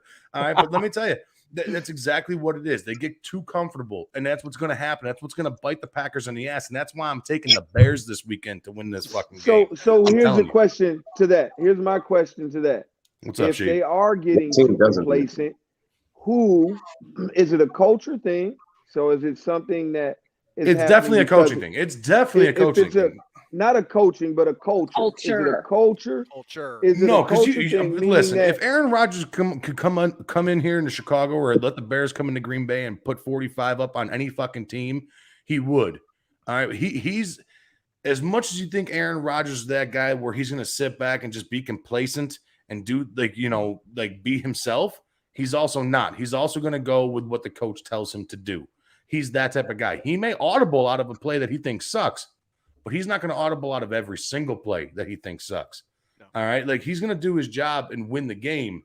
It's just one of those things, man. When I say culture thing, it encompasses the entire team. It encompasses not just Aaron Rodgers. It encompasses the offense. It encompasses the defense. It encompasses special teams. Their defense is hot dog shit. So if I want to say that first and foremost. So is it a culture thing in the sense that the coaches on the staff don't keep their foot on the gas, therefore the players recognize when they settle in, you know what I mean? A little bit. So the coaches start to be a little more conservative as opposed to being more aggressive in play calling and continuing to do what they've done to get the lead and to get way up. Right. So is it a culture thing in that sense to where it's not just the offensive guys, it's the defense, it's the special teams, and they start to let teams back in the game. So that's one part of it. That's a good question, Steve. That's a fucking great question. That's another one is if it's not a culture thing, maybe they are trying to keep their foot on the gas or whatnot. Defenses make adjustments. Yeah, exactly. That's what I wanted to say. Like teams, you get paid, coaches get paid in the NFL, not just to put a game plan together, but to have adjustments to that game plan when that other team, it's a punch and counter punch deal. So are the coaches now being out-coached by other teams? And it's not that they're taking their foot off the gas, and the other teams have said, okay, well, I'm going to adjust our game plan and adjust it to what they do. And the Packers just stick with the same shit, and not change, make an adjustment on what's been adjusted on them. You know Listen, what I mean? those that's are no great different questions. from any other team in the NFL. That's what's happening to the Chiefs right now. Right, no exactly. Different from any other team in the NFL. Andy Reid's like you can go across the board, and you can go across the board with all these teams that are quote unquote great NFL teams: the Chiefs, the Bucks, the Green Bay Packers. I'm not saying it just yet, but just wait until this weekend. No Ken Wisenhunt. No dude down there in Arizona. Help me out, guys. Help me out. I'm brain farting here. Cliff Kingsbury. No Cliff Kingsbury this week because he's got COVID. These teams are putting up points when they want to put up points, and they can rely on their quarterback to get them points. Guys like Matt LaFleur, guys like Bruce Arians, their quarterbacks, they can get you points. So when you have a guy of that caliber, of that stature of quarterback, you can kind of play secure. Just play easy football. Don't go after the quarterback as much. Let the quarterback make a mistake. Your opposing quarterback make a mistake. It's crazy, man. Like these teams nowadays, they're high efficiency, offensive caliber teams. You have the best of the best quarterback behind your center that can go out and get their points when they want to, anytime they want to. And that's one thing that I think is going to bite Matt LaFleur and the Green Bay Packers in the ass. Because guys, if you look back, look at the last NFC Championship game. Green Bay Packers, Tampa Bay. All right, Green Bay Packers, Tampa Bay. Aaron Rodgers outplayed Tom Brady. I'm not gonna sit here and be the only one that fucking agrees with that. That guy, he outplayed Tom Brady. The Packers should have won that game. Matt LaFleur got too comfortable thinking that he has Aaron Rodgers as quarterback, and we can fucking win this game. That's why Mike McCarthy's not there anymore. That's why Mike McCarthy isn't there anymore. So, guys, this is what I want to do. I want to go around the horn, and I want to make. Pay for that? I want to make predictions. Yeah, you can't say that, T. Got to pay for what? Oh, when I say around the horn, okay, around the board. How about that? Let's go around the board. Why can't we make a prediction for tomorrow's game? He's just joking. See, yeah, he was just making a joke. It was funny. It was funny. I like it too. I love you, buddy. All right, so let's start with you, Steve. I'm surprised this fucking guy ain't eating. T's always eating. Terrence is always eating something. I'm hungry as hell right now. I know that though. Every time I see a Snapchat, a Facebook post, this guy's always diving in on something. I'm surprised this guy isn't fat Terrence, and I'm fat Mike. What the fuck is going on here? You ain't never seen me on Snapchat though. You ain't never seen me on that. That's for the kids, man. That's for the kids. All right, see. So we're starting with you. What's the question again? So the question is the prediction. Do you have a prediction for tomorrow? We've seen the injury reports. So AB, he said it was too early before on Tuesday. It was too early to make a prediction. So I'm thinking that today we can make one. Okay. So we'll start with the pros. I'm taking the Bears, man. I'm gonna take the Bears, given all of the injuries on the Packers right now, especially with their offensive line. Their offensive line was already not, they haven't been great over the years recently. And with as long as Akeem Hicks is out there playing and the Bears defensive line is healthy and their linebackers are healthy, I think we have a shot to win this game, especially if we're able to establish a run. If we're able to establish the run, I think that's the key to victory for us tomorrow, being able to establish the run and making sure that our defense comes to play and they're able to bottle Aaron Rodgers up, keep him in the pocket, not allow him to get out of the pocket, and stop Aaron Jones from, running wild. And I think our defense, the Bears defense, is fully capable of doing that tomorrow. True. I think Devontae Adams is going to get what he gets. You know what I mean? And we're going to have to live with what Devontae getting what he gets, but we can't allow others to run freely down the field, because what I will say, they will take advantage of what the Raiders were unable to take advantage of. If we let guys run down the middle of the field wide open, the Packers going to catch the damn ball, right? They're not that damn bad. Those guys are not that bad. Okay. Twice, what you got? I'm going with the Bears too. Like I agree with the D line. Our D line's better, and if Akeem is in there, he attracts a lot of attention. He lets Matt be free when he's sucking up a lot of attention. It's hard to stop. Yeah. I think the biggest thing they got to do is not allow unscripted plays. Once Aaron, gets off a rhythm and starts to extend plays, That's where he causes a lot of trouble with and they get big yards, big plays off of that. If they can eliminate those, I think they'll be all right and be able to win this game easy. Not easy, but I feel like they can win 10, 12 points in this game. True. Okay. Warrick, what you got? All right. I also think the Bears can win. They getting the Packers at home. They getting the Packers where their O-line ain't at the best. Their defense is definitely has some injuries and they've been struggling. They're not a top-ranked defense. I feel like the game is probably going to be decided on, number one, if the Bears defense could, like you say, disrupt Aaron Rodgers, which I was saying, like, mess up his timing, make him uncomfortable in the pocket. I want to say shut down the run game because it's going to be real hard to beat the Packers if they got Devontae Adams going and you got Aaron Jones running around. Yeah. So you're going to have to take away one of the monsters, at least shut down one of the monsters. I always say Devontae Adams is going to get his. Like, great players going to get theirs. They're going to feed him the ball as much as possible. So that ain't who you really – you just don't want him to be with, like, the big splash. Contain Devontae Adams to where he have human numbers. Shut down Aaron Jones. Don't let him run wild. And then on offense, I feel like if Justin Fields could – I feel like the game is going to be won off of Justin Fields' maturity. How much he matured his game is going to determine the game. I think the Bears can win. They at home. They playing good. The defense is rolling. As we know, the Bears team is basically, since I've been playing for the Bears and watching the Bears teams, no disrespect to my offensive brothers, but the Bears are always determined by the defense, like how the Bears defense. That's just the Bears' identity. Yeah, I can't argue that.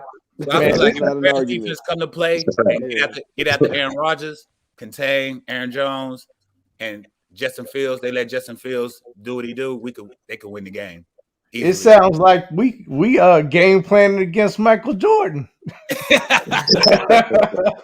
Just let Michael Jordan. Let Devontae get his. He gonna get his. Great players get his.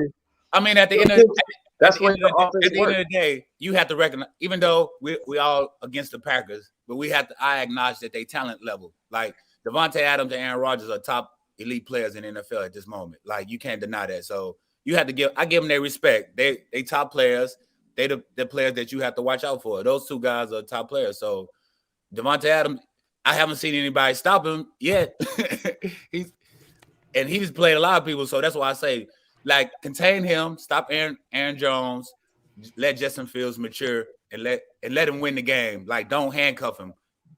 True. I've been trying to baby him all year. When the first podcast I came on, I was like, let him come in slowly. The way the season it came out, that's shot. They didn't took the training wheels off. They didn't throw him out there. So now it's time to let him play. Like, see this is going to be the measuring stick. Like I said earlier, this is what's going to see what type of team the Bears actually have. Yep. Fair, Mike. Listen, man, we have two wide receivers on this panel here that I absolutely love, Bernard Berrian and Rashied Davis. I've both watched you guys live make unbelievable plays and get yours when you got yours. And reverting back to what Warrick said, Devontae Adams is going to get his. Like, he's not going to dick around. Devontae Adams is one of those guys where he's just going to create separation and beat our cornerbacks religiously tomorrow. That's what's going to happen. All that being said, the Bears are going to win this game tomorrow. The Green Bay Packers down both cornerbacks to injury. Their front seven is softer than puppy shit. I expect a big day tomorrow. Out of our running back, Khalil Herbert. I really do. And I think tomorrow is a big coming. I'm not saying Justin Fields is going to go fucking ham with 500 yards and 19 touchdowns tomorrow against the Packers. But what I am going to say, it's going to be that coming out party where it makes every Chicago Bear fan get a slight chubby. Honestly. Oh my God. Okay, so let's move on to the Packers. Let's move on to the Packers fan out. Packers fan, what do you say? You're going to see Justin Fields tomorrow go on out there and get like 225 yards, 2 touchdowns, and a rushing touchdown, maybe a pick. All right, a learning pick though. It's not going to be a mistake. A learning pick. A learning interception. That's exactly what's going to happen. He's going to have that pick where that's he's the first time I've ever. Yeah, what the fuck is that, man? I'm telling you. Listen, Warrick, help me out here. What's a learning pick? Help me out. You know what that is? Where you, as a linebacker, deep him into a mistake, a learning interception. Learn not to throw that shit no more. Exactly. A learning Learn pick, not to throw that shit no more. Exactly. a learning pick to me is just like when I played defense. Like it was stuff you learn as you play. Like I played against the Cowboys when Larry Allen. I learned, okay, don't go head up, don't go one-on-one head up with him. Like use my speed. That was a learning. Like it is stuff you learn. I think every player, I think the other players will say, like, you go against a guy, you try something and he shut it down, you learn not to do that no more. So that's the thing I said with Justin Fields earlier, is that he's gonna learn, he's gonna have some bumps. But this is gonna be a game where it's actually gonna be, he's gonna determine the offense success. Because the running game is depleted right now. That's the Bears. Like I want the Bears running game to go, but it's depleted. And I know we have a young guy, but like I said, I'm more of an old player where you got to show me first. Like I hear your numbers and what you did in college and how you supposed to be, but until you show me on the field and earn my respect, then I'm just gonna be like, you ain't showing me nothing. So right now, Justin Fields is finna have that learning moment. He's finna have a whole game where he's finna have a bunch of learning moments. So I'm gonna watch this game closely because, like I say, like Justin Fields is gonna have some bumps, but this is where he could take that next step of maturity. Damn right. And that's exactly what I'm trying to say. Leader of the team. That's Not just a high draft pick, but actually become the leader where the other players actually look at him. Like I said, like when you know a player that you see, like one game he go out and he play and he let that dog out, you look at him different. Now it's like, all right, come on, you in the brotherhood now. Right. You invited to casino night now, like I said. When we all go downtown, we're gonna invite you now. We ain't gonna tell you. Everybody has those learning moments. Everybody has those learning moments. And that's exactly what I expect tomorrow. He's gonna have one learning moment like he had when he got baited in that interception against who the hell was it? Not against Cleveland.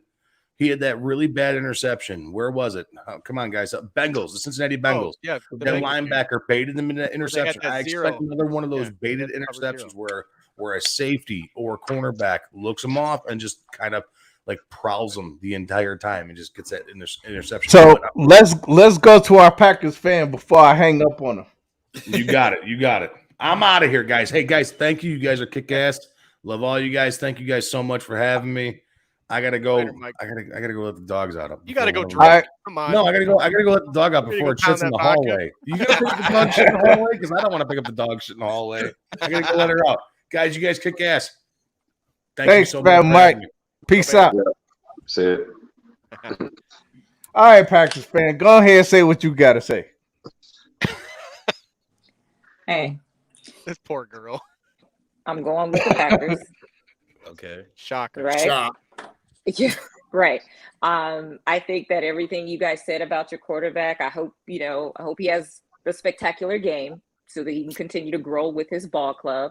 But if this is going to come down to the Packers organization being beaten by Jay Fields, I'm picking the Packers. I feel like a lot of things have to go right for the Bears and a lot of things have to go wrong for the Packers. And the only one point that I want to make around like the whole Devontae Adams we just got to let him get his type of deal. That's dangerous because he put up 250, but it's like, all right, that's one scenario. But what if Devontae Adams getting his is actually happening in the red zone? And that's going to be hard to keep up with offensively.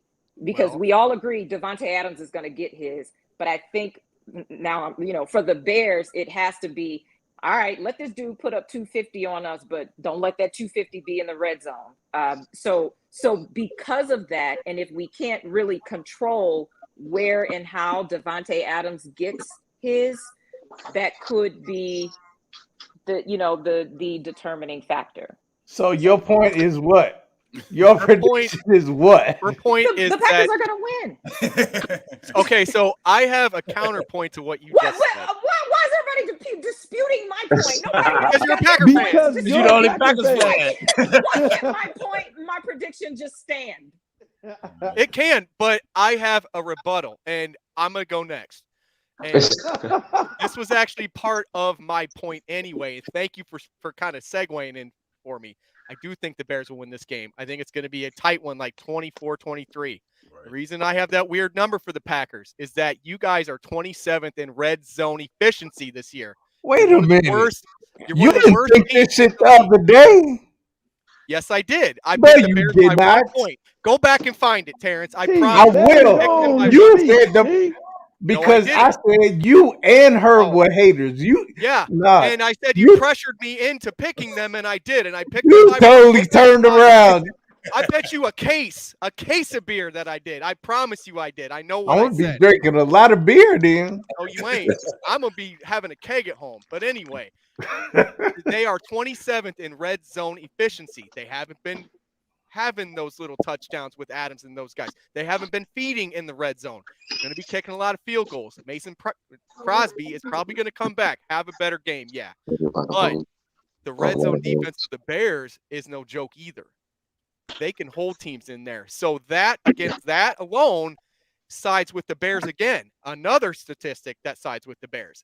So running, Herbert last week pretty much had a breakout game. He had over 4 yards a carry. I think he had 18 carries for 75, 76 yards. Yeah. So why can't he do that against the Packers defense that's, hurt and banged up? Why can't he do that against them? Why can't they keep Aaron off the field and run down the field and score touchdowns? Why can't that wide receiver core beat a hurt secondary of the Packers? There's just too many deficiencies across the board. Not, and you have no debate against the red zone thing because that's just stats. Like they're not getting it done in the red zone right now. So that's why I'm picking the Bears by 1 point to win this game. I want my motherfucking beer. Well, I want my motherfucking beer because I swear the other day you said the Packers were going to win the game. Good. I hit her with so much knowledge, she left. Hasta la vista. That's okay. Bye-bye.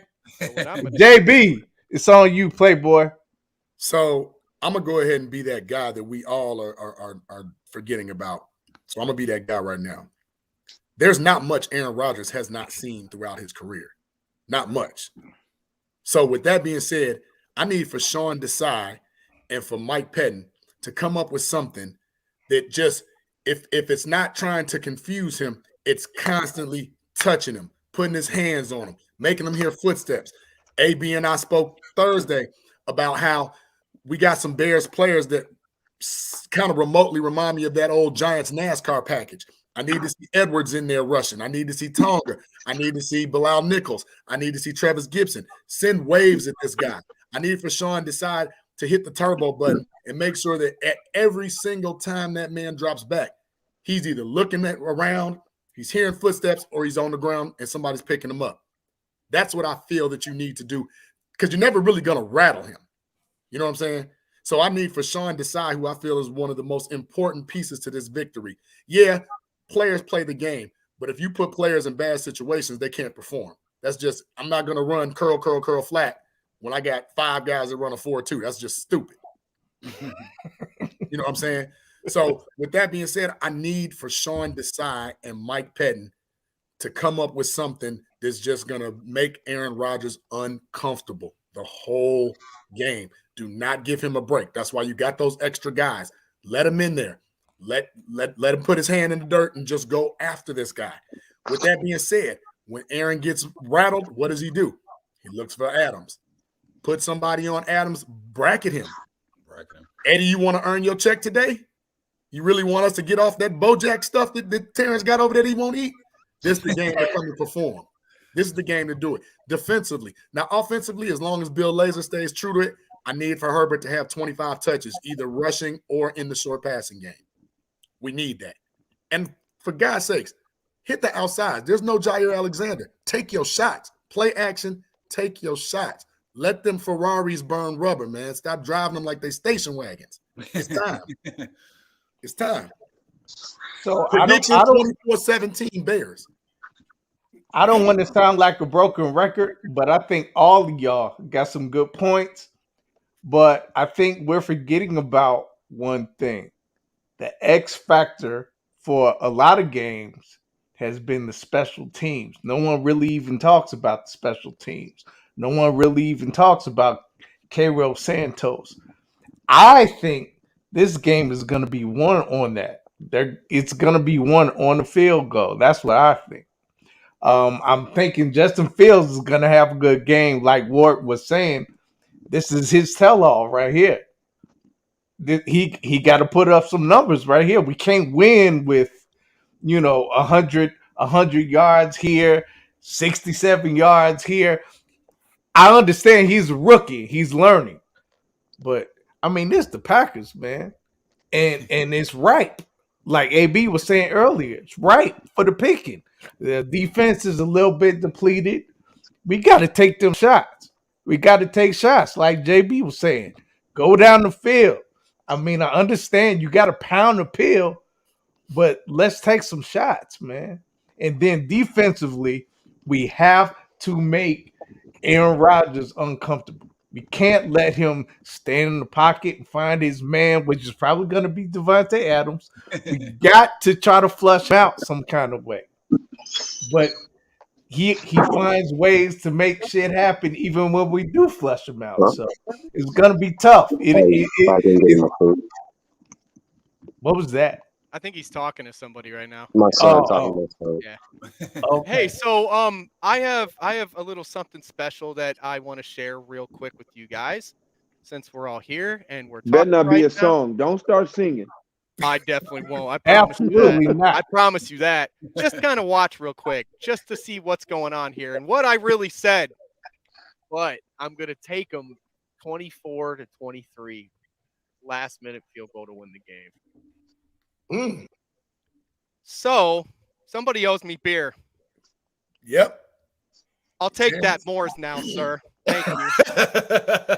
A case. You said a case, right? I said a case. Said a case. He said he's gonna be drinking a whole lot of beer. So homie. somebody owes me some beer, Terrence. I'll be by Monday to grab it, buddy. He more of a You are not coming all the way from Washington. You are not. I'm gonna be actually in the coming city. Monday anyway. Yeah. I'm gonna be in Chicago Monday. And I'm stopping by at the end of the day. Terrence, just be quiet. Just be quiet. Just be Hush. quiet. You lost. T-Nick, hey, be a man of your word, bro. That's We it. all witnessed it, homie. I know what I That's We said. all witnessed it, homie. We all see it. The world just did. Anyway. Look at that. I left him speechless. He gonna cry in the car. Oh, man. I But remember He at gonna some cry in the point car. though, you had hated on the Bears, and I got on you for I it. picked them. I actually listened to that too. So I picked the Vegas Raiders to win, and you hated me for that. But I thought they were going to win that game, but I didn't see this team coming out the way they did. And now that we have seen them like this, I'm starting to be a believer. But this week is going to be the week. It's the barometer. It's what we hold our whole season on, how we play against this team. There's just no other way to say it than that. A goddamn case of beer. Fuck. He's still on the beer. He ain't going to give it up. I'm telling you. He ain't going to give it Man, up. I think I'll get it. I think what everybody's saying has, some legitimacy as to how we think we're going to win this game or how we think the Bears are going to win this game. I personally think that we can't put it in Justin Fields' hands, not at this moment. I don't think he's, necessarily ready. I don't think this offense is even like that in the passing game. You know what I mean? They're trying to be what KC is and whatnot, but they don't have the same horses. They don't have the personnel. You know what I mean? They don't have the parts Lasers to do doing that. that though. I think that's for Nagy wanting to do that, right? Yeah, but that being said, it's still the same system. And eventually You know it's what I gonna mean? get to and that. it's still read the same. You know, he still got the same QB coach. They still teaching him the same thing. The plays may be called different, and he may be lazy, may be setting them up. Correct me if I'm wrong, B. But I just think that we need to figure out how to manage, how to teach Fields. When I say we, the Bears need to figure out how to manage Fields in a way where the run Sustained drives. Sustained drives, not trying to go out there and throw the ball down the field all over the place. Now, if it's there, obviously take it. Yes, go after their guys. You know what I mean? But the Bears, in my opinion, I think need to limit his exposure in terms of what he's doing. Take what's in front of you. Make them, make some changes. Sorry about my dogs over here. Sees a squirrel. He's about to go crazy. Anyway, that's my opinion, though. I could be wrong. The answer may be to go out there and throw the ball all over the field against their backup corners and whatnot.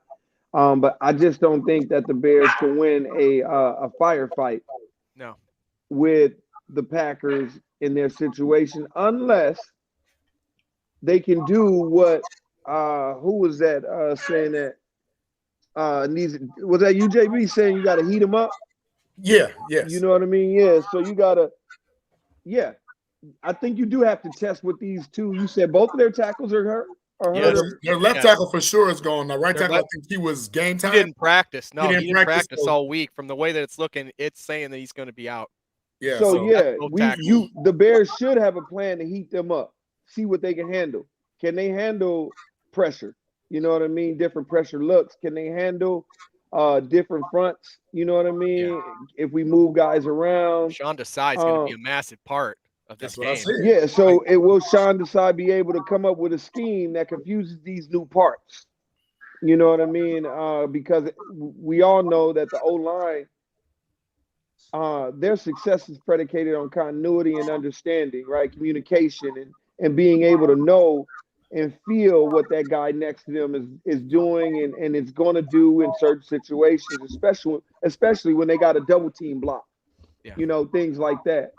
And the different terminology. Is the guy next to him, does he understand what he's saying and what is being asked of him?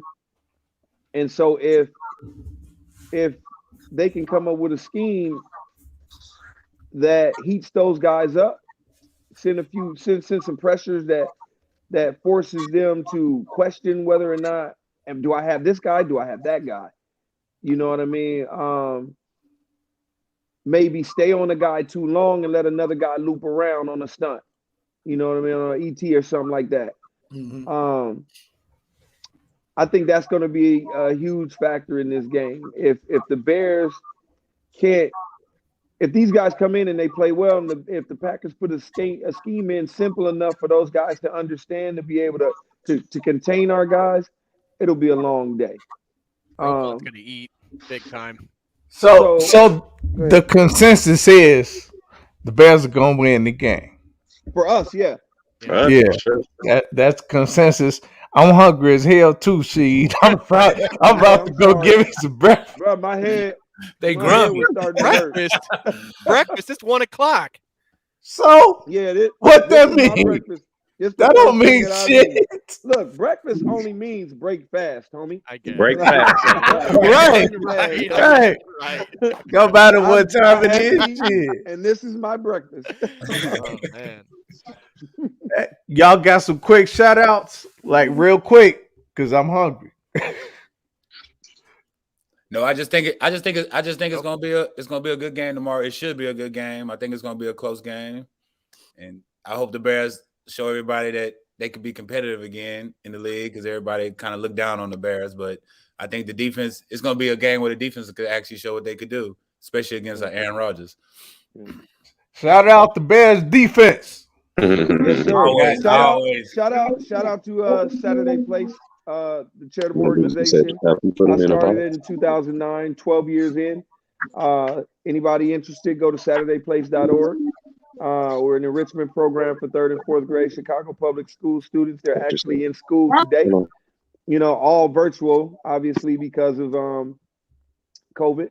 But Saturday Place is essentially a Saturday school program for students at Cesar Chavez Elementary School and Burroughs Elementary School in Brighton Park. One's in Brighton Park, one's in the back of the yards. And we're looking to do more partnering right now with several other schools.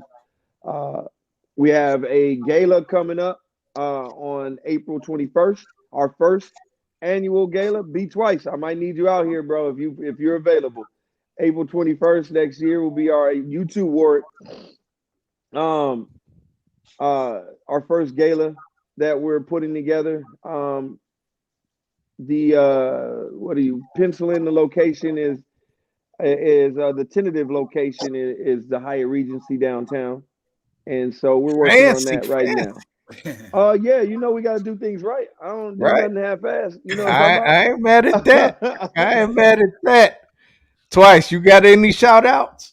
Yeah, I'm gonna shout out my youth program, TNT. We're steady building, man. We just secured a warehouse a couple of days ago, sometime last week. Huge warehouse. So we're gonna be making a huge workout complex, everything all in-house, smoothie shop, salad bar, your workout platforms, boxing arena, your MMA arena. We're gonna have a basketball court, soccer indoor, everything you can think of, all in-house, field training. And then along with that, I'm also getting my state and federal licenses for financial services. Oh, so I'm gonna be opening up. Yeah, I'm gonna be opening up branches, financial services branches all over the country, starting here in Fresno, then franchise a little bit more down the state, and then out of the state and get around the country. So. Oh wow! Yeah, really want to be teaching financial literacy. That's the way our people got to get out. So. I need to get to work. Okay. Shit. I need to send my little brother to Fresno. Yeah, for real. He's an accountant. No, we go. We go everywhere. We'll go. He don't even have to come to Fresno. He need to leave West Virginia. Everybody need to live in West Virginia. Oh, hell no. He and his family need to leave West Virginia if he get his wife to leave West Virginia. That's a different story. Sure. But seriously, we'll be looking to hire and interview and all that. So if you know anybody looking who's not happy with their job, send them my way. Hey, B, get you a suit ready.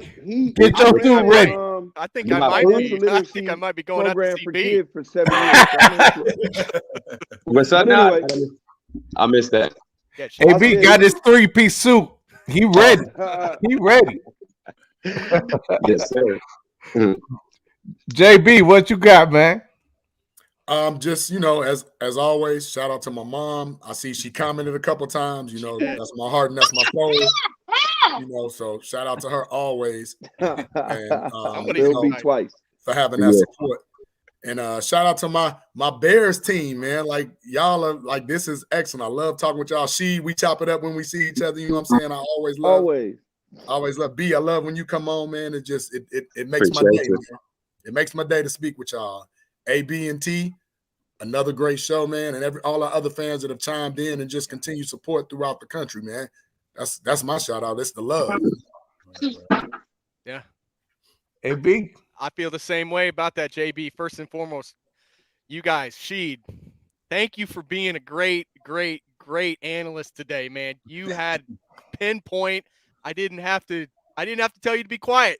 You don't have to come kick my ass. I'm happy that you don't have to kick my ass. Yeah, that wouldn't have been a good choice. I was thinking about that yesterday. Bro, I just talk shit. I ain't trying to fight nobody. Like I said, I ain't picking up no teeth. I got your back, AB, but I ain't picking up no teeth, dog. Yeah, way back. Right? Bernard, man, thank you for coming in. You've been busy with your family all day.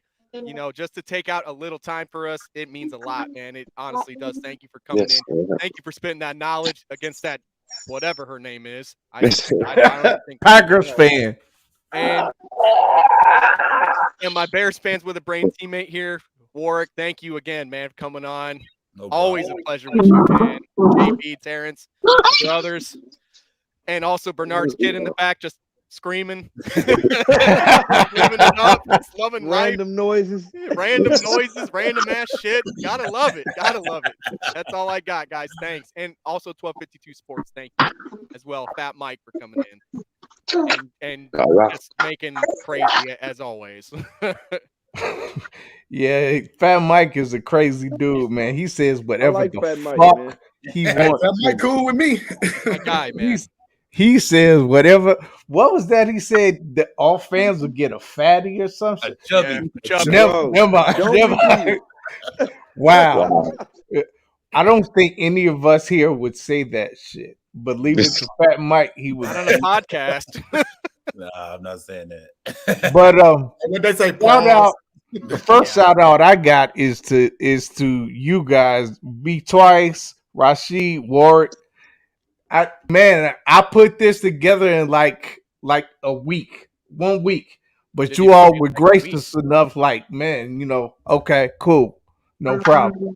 So I appreciate y'all. Thank y'all, man, for such short notice. Y'all got on anyway. And she, like AB said, you're great analyst, man, even though your mic was a little fucked up.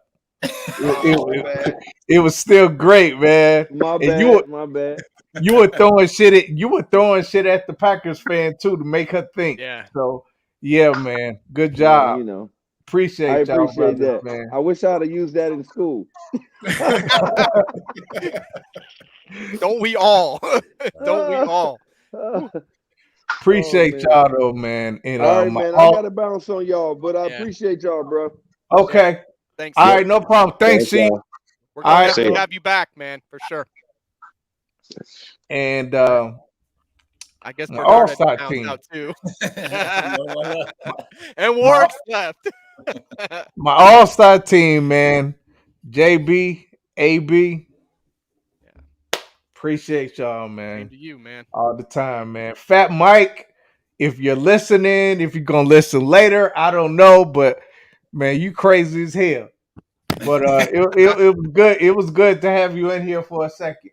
Packers fan, I appreciate you, even though you got on my fucking nerves. You brought her on here. She's your family, right? Said some shit I really didn't like. Oh, wait, come out. That's your family? Yes. Yeah. You have a relative that's a Packer fan? You didn't tell him? We're not about to talk about this shit right now. You didn't but tell him? I appreciate her for taking the time to come on and talk her shit or whatever. Right. So everybody in the chat, everybody who commented, Scott. Great comments today. Mama, George Bayless, Mama. John Centino bringing the heat earlier. I loved it. So there are a lot of people in the chat that said something. I appreciate y'all, and the ones who did not, and you are lurking. I appreciate y'all too. This was a great pod. Shout out to Lek Pod and Sports Zone, and also Under Armour, which is a new sponsor, and Calabretta, Mark Calabretta. That's his name, right? Yeah. Yep. Yeah. I'm sorry, Mark. It just slipped my mind for a second. But I'm hungry as hell. I need to go get something to eat. Right.